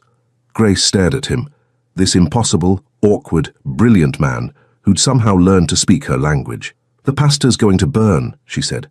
I don't care. You should care. You were very specific about timing. Grace, he laughed. I'm trying to tell you something important, and you're worried about pasta. I'm worried about everything. She threw her hands up. I'm worried about ethics and boundaries, and the fact that I wrote a whole book about professional standards that I'm apparently completely ignoring. I'm worried that you're going to realize I'm not actually special, just someone who gave you permission to be yourself. I'm worried. He kissed her forehead, just pressed his lips there, gentle and brief and completely unexpected. Grace froze. Sorry, Thomas said immediately, stepping back. Was that... should I have asked first? You just kissed my forehead. Technically, that's not a real kiss. It's more of a gesture of comfort and... Thomas. Grace looked up at him. Stop analyzing. I don't know how. Try. He took a breath, let it out. Okay. No analysis, just truth. I want to kiss you properly. Have wanted to since you first challenged me in your studio, but I don't want to mess this up, and I'm terrified I'm going to say something wrong or move too fast or... Grace reached up and put her hand on his cheek. They stood there, frozen, while something shifted between them. The pasta's definitely burning, she whispered. I really don't care, he whispered back. But the smoke alarm had other ideas. It shrieked to life, and they jumped apart. Thomas swore, actually swore, and grabbed the pan off the heat. Grace opened windows. The alarm kept screaming. I'm turning it off, Thomas shouted, dragging a chair over to reach it. Just press the button. I'm trying. Grace started laughing, couldn't help it. Here they were having this huge moment, and the universe decided to intervene with burnt pasta and a smoke alarm that wouldn't quit. Thomas finally killed the alarm, climbed down from the chair, looked at the destroyed pasta, then at Grace's laughing face, and started laughing too. This is a disaster, he said. Complete disaster, she agreed. They stood there, surrounded by smoke and ruined dinner and possibility. I should probably order pizza, Thomas said. That would be smart. But first... He moved toward her again. Can we... Grace's phone rang. She glanced at it. Martin's name flashed on the screen. I have to take this. He only calls if it's an emergency. Thomas nodded, looking disappointed. Grace answered. Martin, what? Grace! Martin's voice was panicked. The studio! There's water everywhere! A pipe burst! Everything's flooded! Grace's stomach dropped. I'm on my way. She hung up, looking at Thomas apologetically. I have to go, my studio. I'll drive you. He was already grabbing keys. Come on. As they rushed out, Grace realized that whatever had almost happened in Thomas's kitchen would have to wait. But the fact that he didn't hesitate to help, that he'd dropped everything without question, told her everything she needed to know. She was falling for Thomas Ashford, and there was absolutely nothing professional about it anymore. The studio looked like a disaster film set. Water covered the floor, soaking through motivational posters and client files. Martin stood in the middle of it all, holding a soggy purple scarf and looking devastated. It's ruined, he said dramatically. Everything's ruined. Grace assessed the damage with a sinking heart. Her books, her files, the cheerful yellow walls now stained with watermarks. This wasn't just her business. This was 5 years of building something from nothing. The insurance will cover it, she said, trying to sound optimistic. We'll rebuild. With what money while we wait? Martin's voice cracked. Grace, we have appointments booked, clients depending on us. How are we supposed to... You'll use my office. Grace and Martin turned to stare at Thomas, who stood in the doorway surveying the damage with the analytical expression she'd come to recognize as his problem-solving mode. What? Grace asked. I have an entire floor at my headquarters that's barely used. Conference rooms, private offices, equipment. You can operate from there while repairs happen here. He pulled out his phone, already typing. I'll have my facilities manager set it up. You can be operational by tomorrow morning. Thomas, we can't just... Why not? He looked genuinely confused. I have resources you need. You need space to work. This is logical. It's also incredibly generous, Grace said softly. It's practical. But his ears had gone slightly red, which Grace was learning meant he was embarrassed by genuine emotion. Martin looked between them, mascara slightly smudged from stress crying. Are we sure he's human? Because this level of efficiency in crisis situations seems suspiciously robotic. I'm standing right here, Thomas said. I know, that's why I said it. Martin managed a watery smile. But thank you, seriously. This is really kind. Thomas shifted uncomfortably, clearly not used to being called kind. I'll make calls. Start the arrangements." He stepped into the hallway, phone already to his ear. Martin immediately grabbed Grace's arm. "That man is in love with you." "Martin, no, listen, I've seen romantic comedies. I've performed in romantic comedies, I know the signs." He gestured toward the door. "He just offered you his entire office building without hesitation. That's not professionalism, that's devotion. Or just efficiency," Grace argued weakly. "Grace, darling, brilliant woman." Martin held her shoulders. "When are you going to admit you feel the same way?" Grace looked at the water-damaged studio, at her ruined files, at the chaos of her carefully controlled life flooding away. "I'm terrified," she admitted. "What if I'm reading everything wrong? What if he's just being nice and I'm projecting? What if you're both stubborn idiots who are perfect for each other and you're wasting time being scared?" Martin interrupted. "Grace, I love you, but you coach people through their relationship fears every day. Maybe it's time to take your own advice." Thomas returned before she could respond. "Done. Facilities manager is preparing space now. We can move essential items tonight." "Tonight?" Grace blinked. "Unless you prefer to wait until morning?" He looked uncertain. "I assumed faster was better, but if I'm overstepping—" "No." Grace smiled, feeling something warm unfold in her chest. "Tonight is perfect. Thank you." So it's to Seaway. By midnight, they'd transported what they could salvage to Ashford Aviation's headquarters. Thomas's facilities manager, a cheerful woman named Diane, who seemed completely unfazed by the late-night request, had set up a temporary studio space that was somehow better than Grace's original. "Your boss is very thorough," Grace told her as Diane showed them the conference room setup. "Mr. Ashford is particular about details." Diane smiled knowingly. "Though I've never seen him personally help with furniture arrangement before. That's new." Grace glanced over at Thomas, who was indeed helping Martin position a desk, his suit jacket discarded and sleeves rolled up. He looked focused and slightly sweaty, and completely unlike the rigid businessman she'd met weeks ago. "He's changed," Grace murmured. "He has," Diane agreed. "We've all noticed. He actually said good morning to someone in the elevator last week. Nearly caused a panic." Grace laughed. "Whatever you're doing," Diane said quietly, "keep doing it. It's good for him." She left, and Grace stood there feeling the weight of that statement, the responsibility of it, the terrifying possibility that she mattered to Thomas as much as he was starting to matter to her. "I think that's everything," Martin announced, collapsing dramatically into a chair. "I'm exhausted, emotionally drained, physically depleted. I need rest, and possibly therapy." "You can go home," Grace told him. "Thomas and I can finish up." Martin's eyebrows shot up. "Thomas and you? Alone? In a private office? At midnight?" "Martin. Just making an observation." He gathered his things with exaggerated slowness. A purely neutral, non-judgmental observation about two people with obvious chemistry being left alone in a romantic setting. It's an office building, not a romantic setting. Everything is romantic if you have the right attitude. Martin kissed her cheek. "Don't do anything I wouldn't do," which, to be clear, leaves you with very few restrictions. He swept out, leaving Grace alone with Thomas among the half-unpacked boxes. "He's subtle," Thomas said dryly. "He's Martin." Grace started organizing files. "Thank you again for this. I don't know how we would have managed otherwise. You would have figured something out. You're resourceful." "Maybe. But having help is—" She paused, surprised to feel tears threatening. "It's nice, not having to figure everything out alone." Thomas set down the box he was holding. "Grace? I'm fine." She wiped her eyes quickly. "It's just been a long day, and the adrenaline's wearing off and I'm tired. Come here." He said it so simply, arms opening slightly.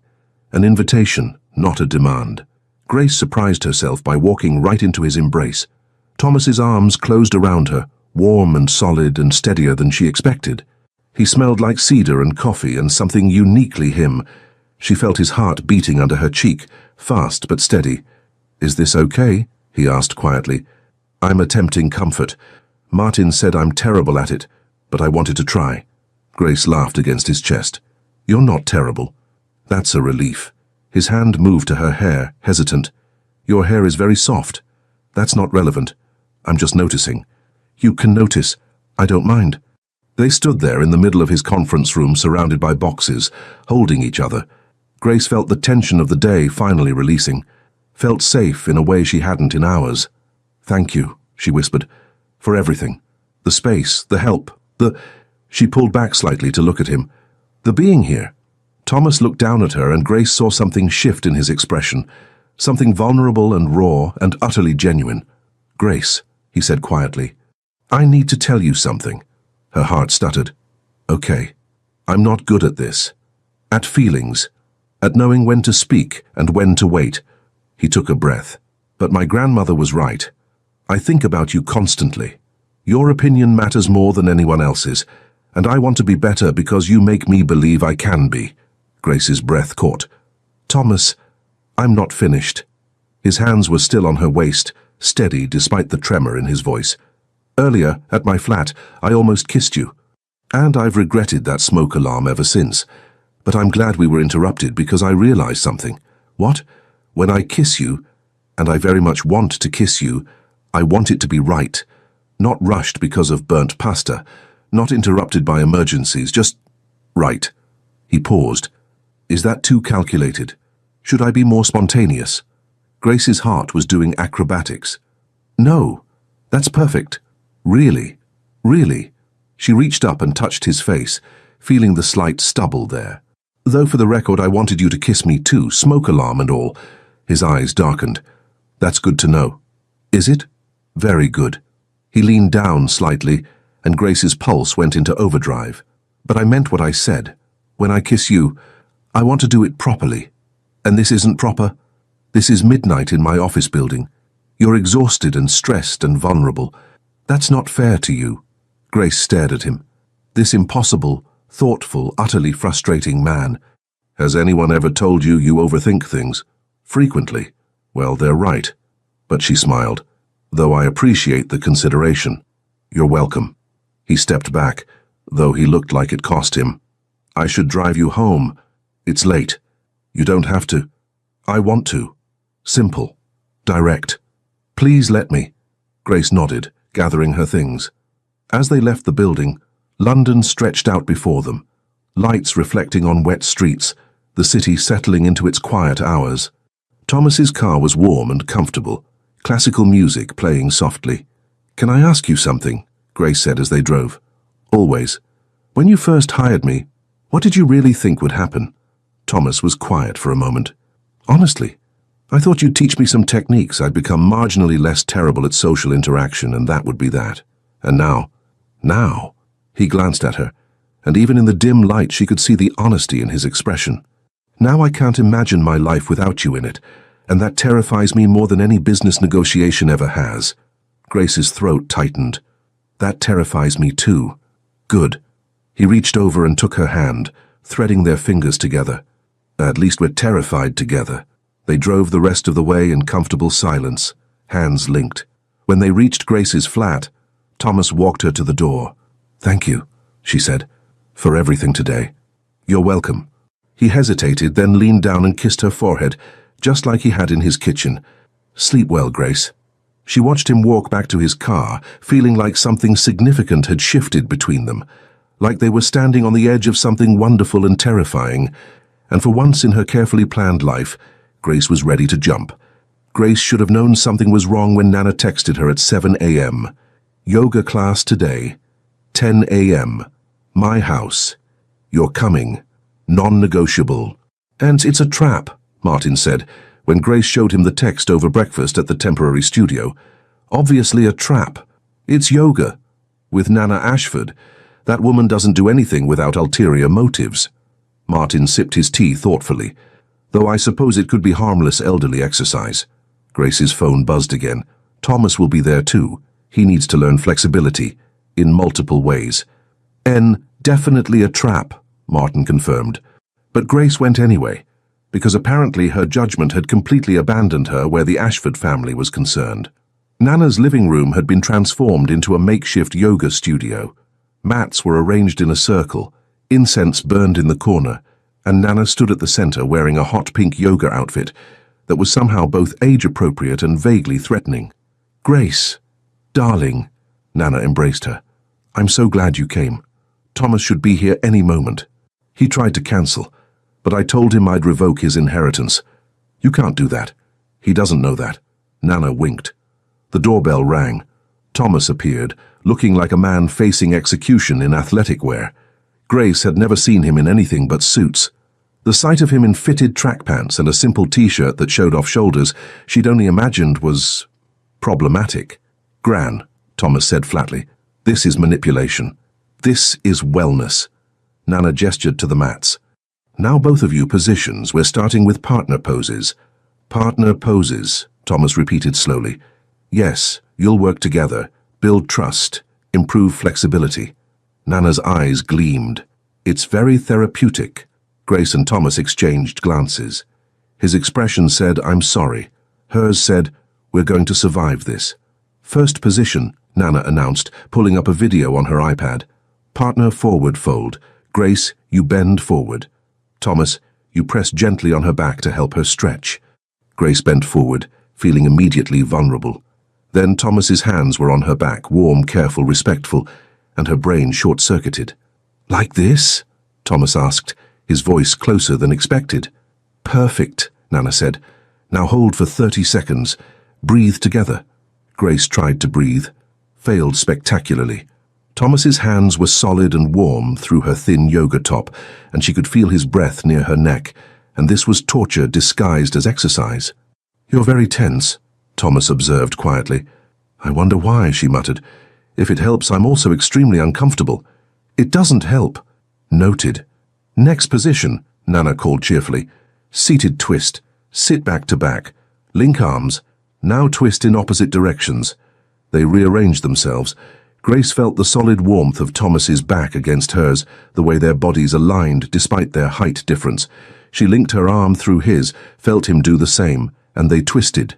"This feels like voluntary torture," Thomas said. "Agreed. Though you're very warm." "Thomas." "Observation, just an observation." Behind them, Nana was taking photos. Definitely taking photos. "Gran, are you documenting this?" "For your wedding album, dear." "We're not—" Thomas started. "Yet," Nana finished. "Now tree pose. Face each other. Hold hands for balance." They stood, facing each other, hands linked. Grace lifted one leg. Thomas mirrored her. They wobbled. "I'm going to fall," Grace said. "I've got you." Thomas's grip tightened. "Trust me." She did. They found their balance. Standing there on one leg, hands clasped, eyes locked. The room seemed to fade away. It was just them, balancing together, literally holding each other up. "You're good at this," Grace said softly. "I'm really not. I'm terrified of falling." "Me too." "Then we'll fall together." He smiled. "Though preferably not, because I don't want to explain injuries to my board of directors." Grace laughed, wobbled, and they both toppled, straight into Nana's couch in a tangle of limbs. "Graceful," Martin announced from the doorway, holding shopping bags. "Very graceful." "Martin." Grace extracted herself from Thomas's arms. "What are you doing here?" "Nana invited me, said she needed witnesses." He set down the bags. "Also, I brought lunch." "This seems like the kind of event that requires emotional eating." Nana beamed. "Excellent timing. Now final pose before we eat. The trust fall." "Absolutely not," Thomas said immediately. "Absolutely yes." Nana was immovable. "Thomas, you'll catch Grace when she falls backward. Grace, you'll trust him completely. It's symbolic." "It's dangerous," Thomas argued. "Life is dangerous. Love is dangerous. Yoga is comparatively safe." Nana positioned them. "Grace, stand here." Thomas, behind her. "When she falls, catch her. Don't overthink it." Grace stood at the designated spot, very aware of Thomas behind her. Her heart was hammering. "I don't know about this," she said. "Neither do I." Thomas's voice was close. "But I promise I'll catch you." "Promise?" "I promise." Grace took a breath, closed her eyes, and let herself fall backward. For one heart-stopping moment, she was suspended in nothing. No control, no certainty, just faith that Thomas would be there. Then his arms caught her, solid and sure, and she was safe. Grace opened her eyes to find Thomas looking down at her, his face inches from hers, his arms cradling her weight like it was nothing. "Told you," he said softly. "I've got you." "Always this dramatic?" she whispered back. "Only with you." Martin applauded. Nana wiped her eyes. Grace realized she was still in Thomas's arms and made no move to leave them. That, Nana declared, is what love looks like. Trust. Catch. Faith that someone will be there when you fall. Gran, Thomas warned, but he didn't let go of Grace. Oh, hush, I'm old. I'm allowed to be sentimental. She headed toward the kitchen. Now lunch. Martin brought those little sandwiches from Harrods, the expensive ones. Martin followed her, shooting Grace a meaningful look over his shoulder. Thomas helped Grace stand, but his hands lingered on her arms. Thank you, she said, for catching me. Always. He paused. I mean that. Not just in yoga. In general, if you fall, I'll catch you. Grace's throat tightened. That's very romantic for someone who claims not to understand romance. I'm learning from an excellent teacher. Yeah? She stepped closer. How am I doing? You're... Thomas stopped, his eyes dropping to her lips, then back up. You're making this very difficult. What? Waiting, being patient, doing this right. His jaw was tight. You're standing very close and you look beautiful even in ridiculous yoga clothes, and all I can think about is that I promised myself I'd wait for the right moment. But every moment with you feels right. Grace's breath caught. Thomas. Lunch, Nana called from the kitchen. Before it gets cold. Thomas closed his eyes briefly. Your grandmother has terrible timing, Grace said. My grandmother has perfect timing. She's preventing me from completely abandoning my plans for proper courtship. Who says I want proper courtship? His eyes darkened. Don't say things like that. Why not? Because I'm already barely maintaining control, and if you keep looking at me like that, I'm going to forget every rule I've set for myself. Grace smiled, feeling powerful. Maybe that's not a bad thing. It's a terrible thing. Because when I finally kiss you, Grace Hartley, I want to do it somewhere better than my grandmother's living room with Martin filming in the next room. He's not filming. He's definitely filming. Lunch, Nana bellowed. Or I'm eating all the sandwiches myself. They broke apart, laughing. But as they headed to the kitchen, Thomas caught Grace's hand. Soon, he promised quietly. Soon, she agreed. And Grace realized she was already falling, had been falling for weeks. The only question was whether Thomas would be there to catch her when she finally hit the ground. Based on the yoga incident, she was starting to believe he would. Thomas had attended hundreds of corporate events. Black tie galas were routine. Schmoozing with investors was practically in his job description. But attending one with Grace as his date, not his coach, not his consultant, but his actual date, had him reconsidering every decision that led to this moment. Stop fidgeting, Grace said beside him in the car. She looked devastating in a deep green dress that made her eyes look almost black. Her hair was swept up, exposing her neck in a way that made him want to. I'm not fidgeting, I'm adjusting. You've adjusted your cufflinks 6 times in the last minute. They're uneven. They're perfect. She reached over and stilled his hands with hers. Thomas, breathe. This is supposed to be fun. Fun. He tested the word like it was foreign. Right. Fun. I can do fun. That sounds convincing. I'm terrible at this. You're not terrible, you're nervous. Grace squeezed his hand, which is actually adorable, though don't let it go to your head. Thomas looked at her, really looked. She was smiling, that soft smile he'd come to recognize as her genuine one, not her professional one. The smile she saved for moments when she forgot to maintain distance. You're staring, she said. You're beautiful. Grace's cheeks flushed pink. That's direct. I'm done being indirect. His thumb traced circles on her palm. Is that all right? That's very all right. The car pulled up to the venue, a historic hotel in Belgravia, dripping with old money and older traditions. Thomas helped Grace out, his hand on the small of her back, and tried to ignore how right it felt. Inside, the gala was everything he expected. Champagne, string quartet, important people saying important things about things that weren't actually important. He'd navigated these events for years, but having Grace beside him changed everything. She made him notice things he usually ignored, the way the violinist swayed with the music, the elaborate ice sculpture slowly melting, the older couple dancing like they were the only people in the room. You're doing it again, Grace murmured. What? Observing. Like you're cataloguing everything for later analysis. Old habit. He grabbed 2 champagne flutes from a passing waiter, handed her one. Though lately I find myself observing you more than anything else. Is that so? You bite your lip when you're thinking. You twist your ring when you're nervous. You laugh differently depending on whether something is politely amusing or genuinely funny." He paused. "And right now you're looking at me like I've said something significant." "That's because you have." Grace sipped her champagne. "Most people go their entire lives without really seeing each other. You see everything." "Not everything. I still don't understand why you wear heels when they obviously hurt your feet." Grace laughed, her genuine laugh. "Because they make me feel powerful." "You're already powerful." "Thomas Ashford." She shook her head, smiling. "When did you become such a flirt?"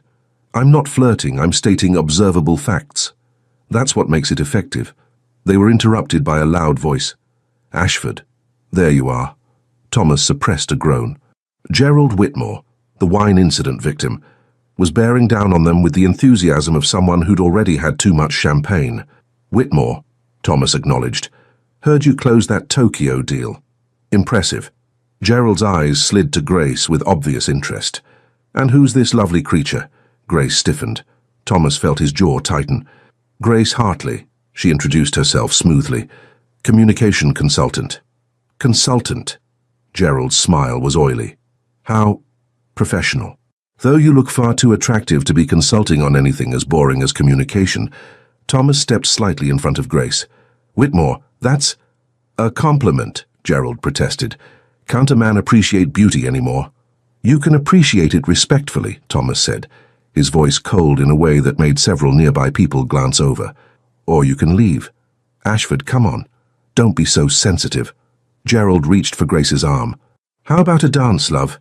I can show you how we do things in the—" Thomas caught Gerald's wrist before it made contact. "Don't touch her." The room seemed to quiet. Grace's eyes had gone wide. "Thomas," she said softly, "it's fine." "It's not fine." He released Gerald's wrist with barely controlled force. "Whitmore, apologize to Miss Hartley and leave. Now." Gerald's face had gone red. "Who do you think you are?" "I'm the man she's with."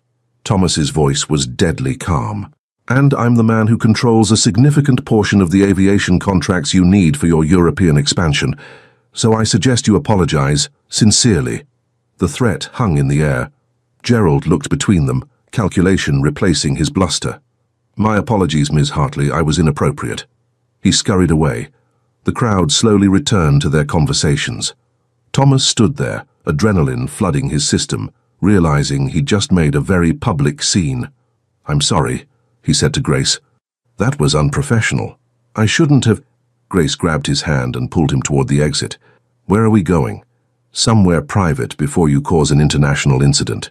She led him through the hotel, down a hallway, and into a small courtyard garden that was blessedly empty. The music from inside was muffled. Fairy lights twinkled overhead. "Grace, I'm sorry," Thomas started. "I know I said I'd learned control, but when he tried to touch you, I just—" "Thank you."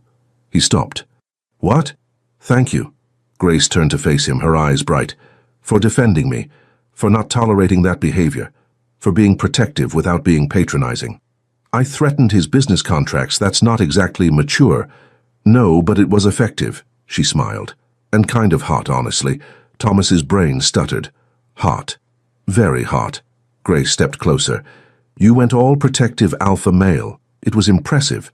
"I was angry. He had no right to speak to you that way." "No, he didn't. And you made sure he knew it."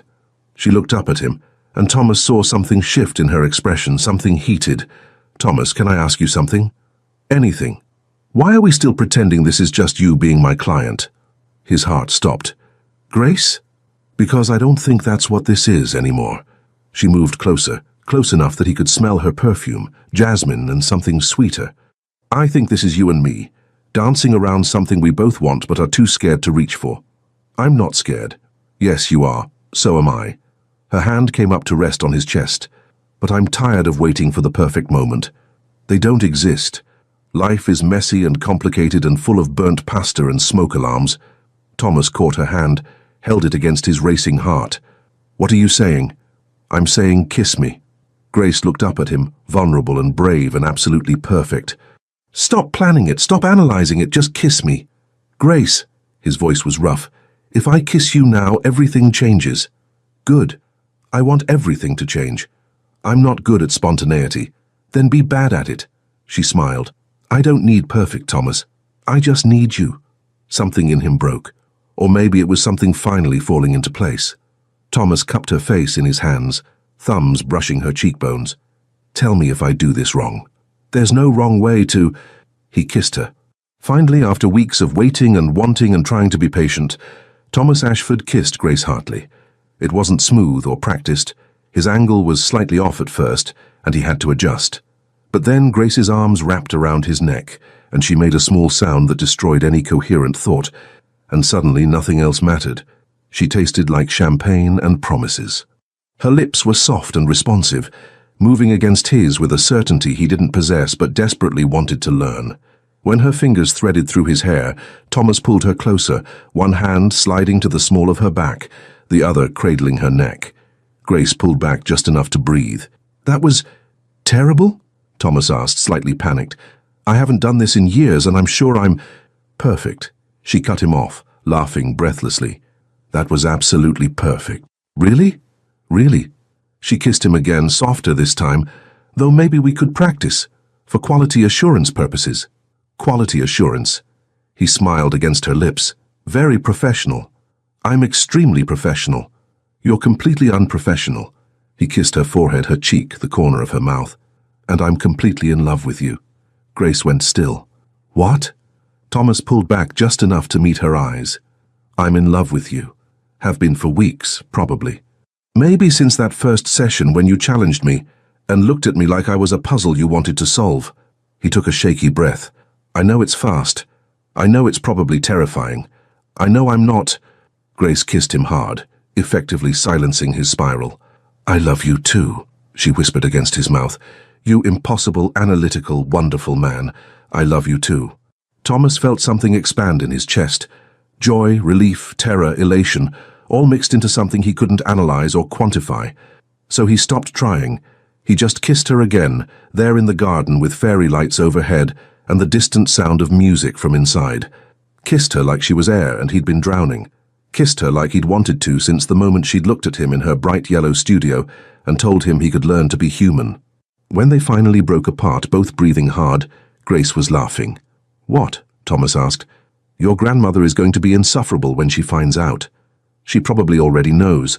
She has cameras everywhere. That's terrifying." "That's Nana." He tucked a strand of hair behind her ear. "Should we go back inside? Or," Grace said slowly, "we could leave. Go somewhere quiet. Talk. Continue this quality assurance testing." "That's highly unprofessional."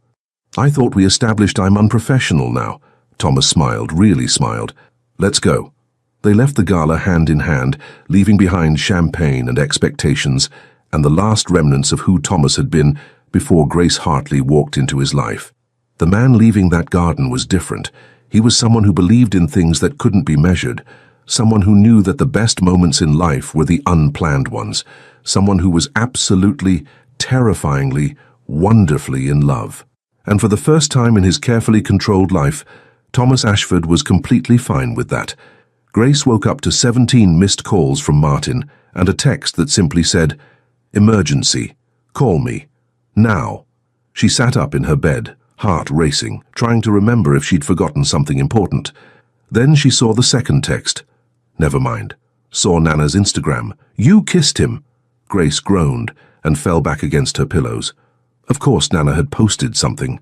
The woman was 82, going on 22 when it came to social media. Her phone rang. "Martin." "I can explain," Grace answered. "Explain?" Martin's voice was at least 3 octaves higher than normal. "Grace Hartley, you kissed Thomas Ashford at a gala, left early and didn't call me. I'm your best friend. I deserve live updates. It happened last night. I was going to tell you. Nana posted a photo. You're both in a garden. He's holding your face. Grace, you look like you're in a romance novel. The comments are going wild." Grace sat up again, now fully awake. "She posted what?" "Check Instagram. She tagged you both. The caption says, 'Finally,' with about 50 heart emojis." Grace pulled up Instagram with shaking hands. There it was. A photo of her and Thomas in the garden, fairy lights glowing overhead, his hands cupping her face, her arms around his neck. The moment right before their first kiss. It was beautiful, intimate, private, and now had 3,147 likes and counting. "I'm going to kill your grandmother," Grace muttered. Tell me everything first, Martin demanded. Was it good? It looked good. He looks at you like you hung the moon. Martin, did you go home together? Did you... No, we just talked and kissed a lot. Grace couldn't help but smile. He said he loves me. Martin screamed, actually screamed. And I said it back, Grace continued. And then we went to his flat and sat on his couch and talked until 3 a.m. about everything and nothing. And Martin, he's perfect. He's completely imperfect and analytical and awkward, and I'm completely in love with him. I knew it, Martin said smugly. I called this weeks ago. I'm an emotional genius. You're an emotional disaster. A disaster who was right. A pause. So what happens now? Grace lay back down, staring at her ceiling. I have no idea. This is completely unprofessional. I should probably end our coaching relationship, but I don't want to. I want...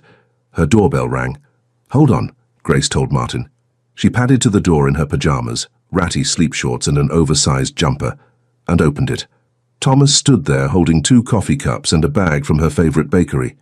He looked tired and rumpled, and absolutely gorgeous. Hi, he said. Hi, she breathed. I know it's early, but I couldn't sleep. I kept thinking about last night, and I wanted to see you, and I thought maybe you'd want coffee and pastries, though I realize I'm possibly being too forward and should have texted first. Grace pulled him inside and kissed him. Thomas made a surprised sound, juggled the coffee and pastries, then managed to kick the door closed while kissing her back. When they broke apart, he was smiling. Good morning to you too. Grace! Martin's voice shrieked from the phone she'd dropped on the floor. Is that Thomas? Is he there? Grace picked up her phone. I'll call you later. You better. I want details, all the details, except the really private ones. Actually, no, I want those too. She hung up and turned to Thomas, who was setting down the coffee and pastries with careful precision. Sorry about the ambush, he said. I wanted to see you. I'm glad you're here. Grace took one of the coffee cups, noting it was exactly how she liked it. How did you sleep? Terribly. I kept replaying everything in my head. He ran a hand through his hair, looking adorably uncertain. Grace, about last night. I meant what I said, all of it. But I want to make sure you don't feel pressured or... Thomas. She set down her coffee and took his hands. I love you. That wasn't the champagne talking. That wasn't the moment. That was me, telling you what I've been feeling for weeks. His shoulders relaxed. Good. That's good. Though we do need to talk about your grandmother posting photos without permission. Thomas groaned. She didn't. She did. We're currently trending on her Instagram. I'm going to delete her account. You can't delete your grandmother's Instagram. Watch me. But he was smiling. Though I suppose the photo is quite nice. It's beautiful. You're beautiful. He pulled her closer, even in ratty sleep shorts. These are not ratty. They have a hole in the left leg. That's character. Grace looped her arms around his neck. You're wearing sweatpants. I didn't think you owned sweatpants. I own 2 pairs, for emergencies. Is this an emergency? You tell me. Thomas's expression turned serious. Grace, I know this complicates things.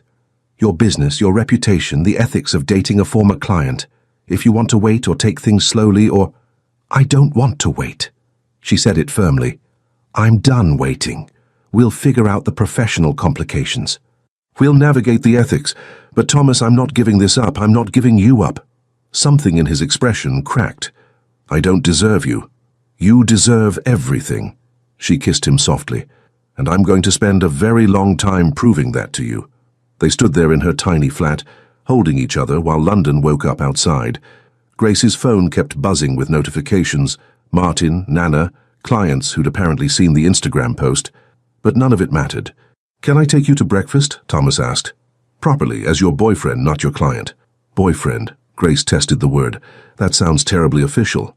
I'm a terribly official person. You're a terribly wonderful person.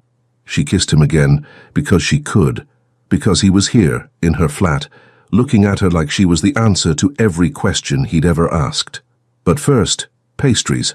You brought pastries from Laurent's, and I'm not letting those go to waste. They settled on her small couch, coffees in hand, sharing pastries like it was the most natural thing in the world. Thomas told her about his sleepless night, about the 17 different ways he'd planned to tell her how he felt. Grace told him about Martin's reaction, about her own fears and hopes. "So what happens now?" Thomas asked eventually. "With us? With your business?" "Well," Grace considered, "first, I'm officially ending our coaching relationship. As of now, you're no longer my client." "Understood." "Second, I'm going to explain to my other clients that we've developed a personal relationship and offer them the option to continue with me or transfer to another coach." "That's very professional." "I try," she smiled. "Third, I'm going to date you properly. No more pretending it's professional. No more boundaries that don't make sense." "And fourth," Thomas prompted. "Fourth, I'm going to kiss you again." She suited action to words. "And possibly never stop." Thomas made that sound again, the one that suggested she was destroying his composure. "Grace, if you keep doing that, we're going to miss breakfast. You always care about breakfast. You've told me 3 times that it's the most important meal of the day. Maybe you're more important than breakfast." His eyes darkened. "That's a significant statement.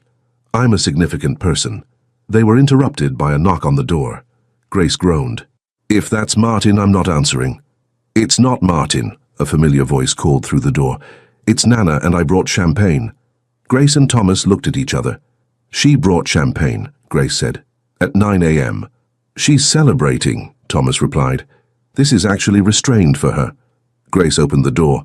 Nana swept in, holding not just champagne but also flowers, a box of chocolates and what appeared to be wedding magazines. "Darlings," she embraced them both. "I'm so proud. Thomas, you finally grew a spine and told the girl you love her. Grace, you finally admitted you're human and can have feelings for your clients." "Former client," Grace corrected. "Same thing." Nana set down her bounty and pulled out her phone. "Now smile. I need content."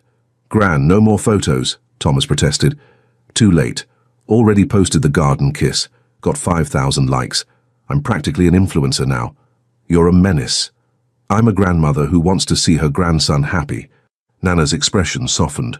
"And Thomas, darling, you look happier than I've seen you in 36 years. So yes, I'm posting photos. Deal with it." Thomas looked at Grace helplessly. She just laughed. "Welcome to my life," Grace told him, "where nothing is private and everyone has opinions." "I'm reconsidering this relationship," Thomas deadpanned. "No, you're not," Nana said. "You're completely smitten. It's adorable.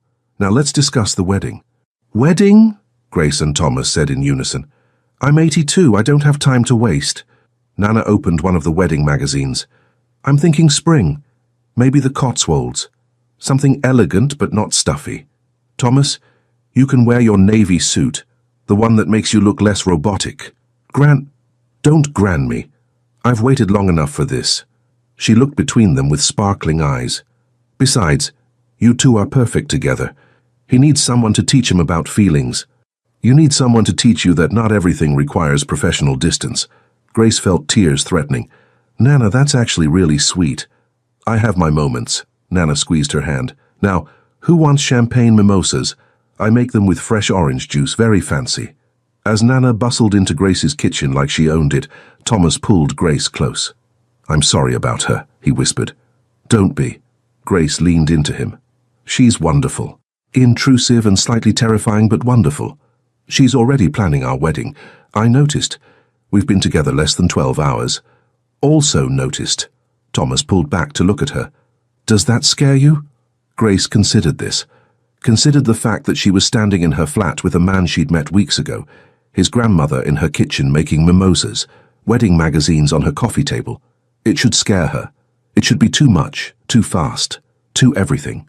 But it wasn't. "No," she said honestly. "It doesn't scare me at all." Thomas's smile was slow and genuine, and completely transformed his face. "Good, because I'm already imagining you in a wedding dress, and I'm supposed to be the practical one." "You're imagining me in a wedding dress?" "I'm imagining you in everything and nothing." He went red. "That came out wrong. I meant—" Grace kissed him, laughing. "I know what you meant." "Mimosas," Nana called from the kitchen. They joined her, and Grace realized this was her life now. Intrusive grandmothers, premature wedding planning, falling in love with impossible men who learned to be possible. It was chaotic and ridiculous and absolutely perfect. And Grace Hartley, professional communication coach and author of a book about boundaries, couldn't imagine it any other way. 3 months had passed since that first kiss in the garden. 3 months of Thomas learning what it meant to be in love, which, he'd discovered, meant a lot of burnt dinners, strategic placement of poetry books he still didn't entirely understand, and getting used to Martin's constant presence in their lives. "You're overthinking this," Martin said, watching Thomas pace in the temporary studio space. "Just ask her. It's not that simple." "It literally is. Grace, will you marry me? See? Simple." Thomas stopped pacing. "What if she says no?" "She won't say no. That woman looks at you like you invented oxygen." Martin adjusted the purple scarf that had become his signature. "Though I do have concerns about your proposal plan." "What's wrong with my plan?" "Thomas, darling, you've created a PowerPoint presentation titled Logical Reasons Why We Should Get Married. That's what's wrong. It has graphs." "I know it has graphs. That's the problem." Martin threw up his hands dramatically. "You can't propose with data visualization." "Why not? Grace appreciates thorough analysis. She appreciates romantic gestures, spontaneity, not a cost-benefit analysis of matrimony." Thomas pulled out his laptop. "But look at slide 7. I've outlined our compatibility metrics across 15 different categories." Martin looked at the ceiling. "Grace, wherever you are, I'm so sorry. I tried." The door opened. Grace walked in carrying lunch, and Thomas immediately closed his laptop like it contained state secrets. "What are you two arguing about?" she asked, setting down the bags. "Nothing," Thomas said quickly. "Thomas's complete inability to understand romance," Martin said simultaneously. Grace looked between them, suspicious. "What did you do?" "Nothing yet," Martin muttered. "But he's planning something terrible, and I can't stop him." "I'm not planning anything terrible." "You're planning something, though?" Grace moved closer, and Thomas felt his carefully constructed composure crumbling. She did that to him, just by existing in his space. "Thomas?" He looked at Martin helplessly. "I'm leaving," Martin announced. "I can't watch this train wreck in real time. Grace, I love you. Thomas, God help you." He swept out, leaving them alone. Grace settled onto the edge of the desk. "So, what are you planning?"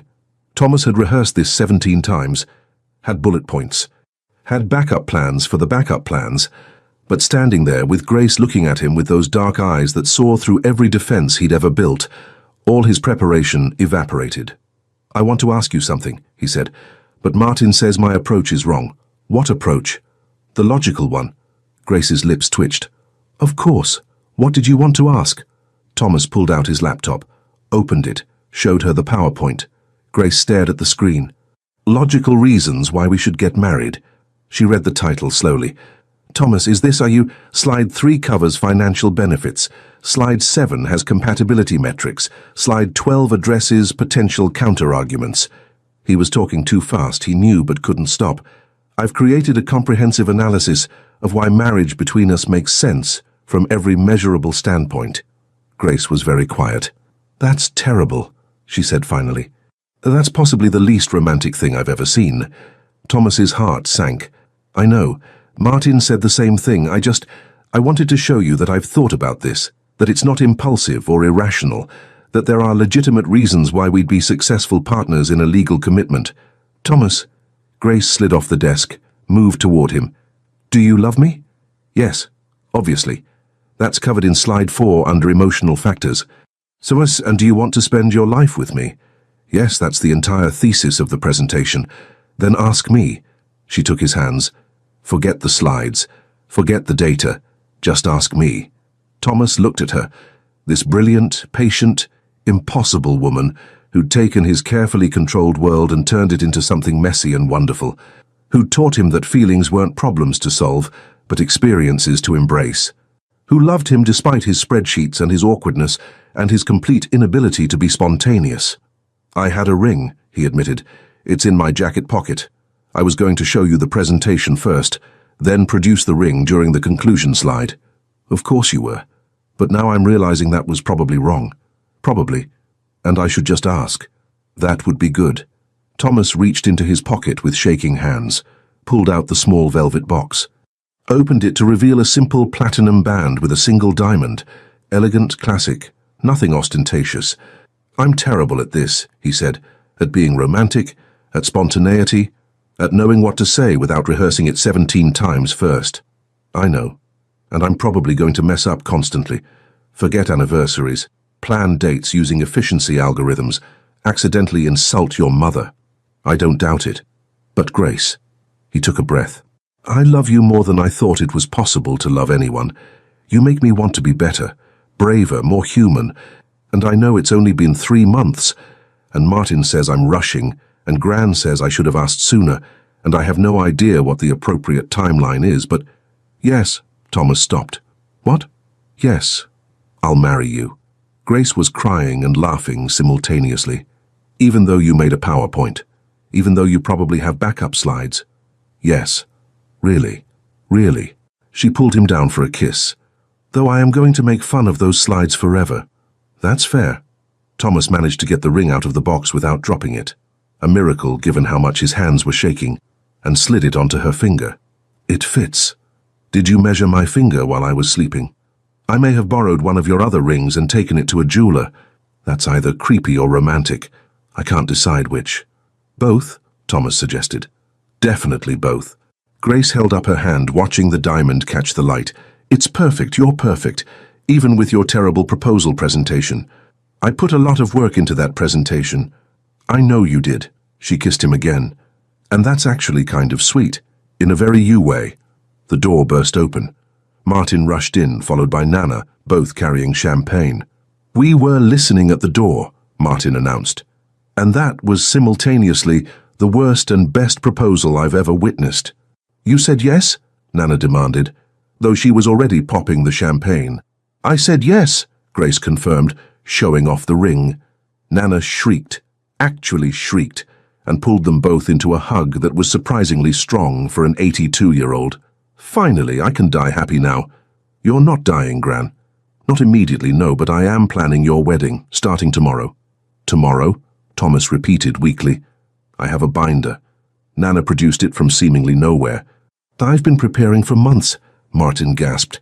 Is that color-coded? By priority level. Nana opened it to reveal tabs, notes, and what appeared to be a detailed timeline. We're looking at spring, the Cotswolds, approximately 200 guests. 200. Grace's eyes widened. I have a lot of friends, and enemies who need to see my grandson succeed. Nana was already flipping through pages. Now about the dress. I'm thinking something elegant. No blue. I saw that note you made in your phone, Grace. You've been reading my notes. I'm thorough. Nana smiled wickedly. Just like my grandson. Thomas looked at Grace, who was laughing so hard she had tears in her eyes. This was his life now. Interfering grandmothers, dramatic best friends, wedding planning that started before he'd even finished proposing. It was chaotic, uncontrolled, nothing like the organized existence he'd carefully constructed. And it was absolutely perfect. Champagne, Martin declared, pouring glasses. To the happy couple, and to Thomas finally understanding that love requires more than graphs. The graphs were helpful, Thomas protested. The graphs were a disaster, Grace corrected, but she was smiling. But you're my disaster now. Legally binding disaster, Thomas agreed, assuming you don't change your mind before the actual wedding. Not a chance. Grace held up her glass. You're stuck with me. Spreadsheets and all. They toasted. To love, to chaos, to the unlikely pairing of a communication coach and a billionaire who'd learned that the best things in life couldn't be optimized. And Thomas Ashford, who'd spent his entire life believing in data over emotion, realized that sometimes the most important calculations couldn't be quantified. Sometimes you just had to feel. And God, did he feel everything. The wedding had been perfect chaos, exactly as expected, with Nana orchestrating and Martin serving as the world's most dramatic best man. Grace had worn ivory silk, simple and elegant, and Thomas had cried during his vows. Actually cried, which made half the guests cry, which made Martin sob so loudly he had to be given tissues by 3 different people. Now they were alone. Thomas's flat, their flat now, Grace reminded herself, was quiet after the whirlwind of the reception. They'd sent everyone home, politely declined Nana's offer to help them settle in, and stood in the living room in their wedding clothes, suddenly shy. Hi, Grace said. Hi. Thomas loosened his tie, looking uncertain. That was perfect, she finished. Completely perfect. I forgot half my vows. Had to improvise. The improvised parts were the best parts. Grace moved closer. reaching up to help him with his tie. "You said I was the answer to questions you didn't know you had." That was beautiful. It was true. His hands settled on her waist, careful and reverent. "Grace, You're nervous," she observed gently. "Terrified," he admitted. "I want this to be perfect. You deserve perfect, and I'm worried I'll—" Grace kissed him, soft and slow. When she pulled back, Thomas's eyes had darkened in that way that made her stomach flip. "It's me," she whispered. "Just me. We don't have to be perfect. We just have to be us." "Us." He smiled slightly. "I like us. Good. Because you married us." She took his hand, led him toward the bedroom. "Come on, let's figure this out together." The bedroom was soft with lamplight. Grace had been here before, of course, had stayed over, had fallen asleep in Thomas's arms watching terrible movies that Nana recommended. But this was different. This was their wedding night. This was the beginning of everything they'd promised each other. Thomas touched her face gently, tracing the line of her jaw. "You're so beautiful," he said quietly. "I know I tell you that constantly, but Grace, you take my breath away. You take mine too."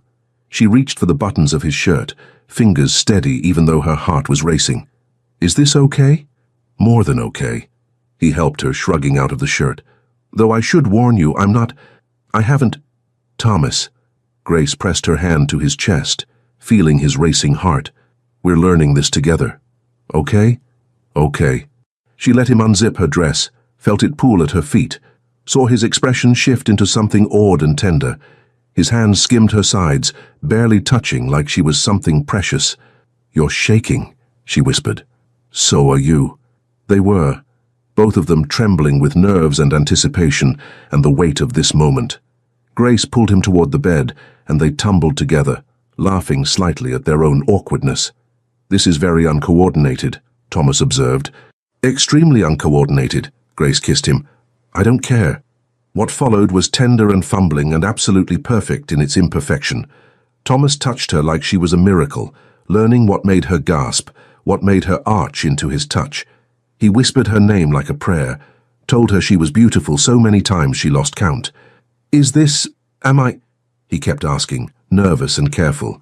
"Yes," Grace kept answering. "Perfect. You're perfect." When they finally came together, it was with soft laughter and breathless sighs and the overwhelming feeling of rightness. Thomas held her like she was the most important thing in his world, because she was. Grace had never felt more cherished, more seen, more loved. Afterward, they lay tangled together, Thomas tracing patterns on her bare shoulder. "That was," he started. "Worth waiting for," Grace finished, pressing a kiss to his chest. "Definitely worth waiting for.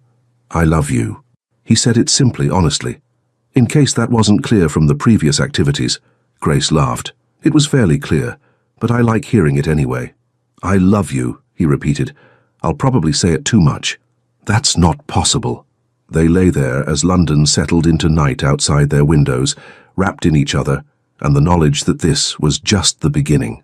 Grace stumbled into the kitchen at 3 a.m., exhausted and disheveled. Thomas was already there, holding one crying baby, while trying to warm a bottle with his free hand. "Mathematical probability says they should sleep occasionally," he said, bouncing their daughter Emma gently. "Yet empirical evidence suggests otherwise. Give me Oliver." Grace took their son, who immediately stopped crying and burped spectacularly on her shoulder. "Of course. They're conspiring against us. They're 3 months old. They can barely see us, let alone conspire. They're Ashfords. We conspire from birth." Grace laughed, exhausted but happy. The twins had arrived early, turning their carefully planned lives into beautiful chaos. Emma had Thomas's analytical stare. Oliver had Grace's smile. Both had inherited their great-grandmother's stubborn streak. Speaking of whom, the front door opened. Nana swept in, still in evening wear, holding what appeared to be takeaway from an expensive restaurant. "Why are you awake?" Thomas demanded. "Why are you awake?" Nana countered. "I brought leftovers from my date. That man from the yoga class finally asked me out. Took him long enough." "Gran, it's 3 a.m. I'm 83. I sleep when I'm dead." She took Oliver from Grace. "Go back to bed. Both of you, I've got this. You don't have to." "I want to." Nana settled into the rocking chair, Oliver already settling against her. "These two are the best thing that's happened to this family. since you finally got your head out of your analytical behind and married this lovely girl." Grace leaned against Thomas, too tired to argue. Emma had fallen asleep against his chest. Oliver was snoring softly in Nana's arms. "Go," Nana commanded gently. "I'll wake you if World War III breaks out." They stumbled back to bed, collapsing together. "Our life is insane," Thomas murmured against Grace's hair. "Completely insane. I wouldn't change any of it. Not even the 3 a.m. wake-ups? Not even those." He kissed her forehead. "Though I am creating a sleep schedule optimization chart." "Of course you are. It has color coding." "Thomas." "I love you, charts and all." "I love you too, even though you think my charts are unnecessary." "They are unnecessary. They're helpful." Grace was already half asleep. "Whatever you say, darling." 6 months later, Martin's YouTube channel Relationship Disasters with Martin Clark had 300,000 subscribers. Nana had her own segment called If I'd Known Then What I Know Now, where she gave brutally honest relationship advice while doing yoga. The most popular video, That Time My Client Fell in Love with Me, a communication coach's guide to professional boundaries and how to ignore them. Grace and Thomas appeared as guest speakers. Thomas wore a tie that said, "I hearts my wife." Grace spent the entire interview laughing. The studio had been rebuilt, bigger and better. Martin ran it with theatrical flair. Grace consulted part-time, spending the rest of her days with the twins, who were now cheerfully destroying everything they could reach. Thomas had learned to be spontaneous, sort of. He still made charts for everything, but now they included categories like unexpected adventures and chaos management.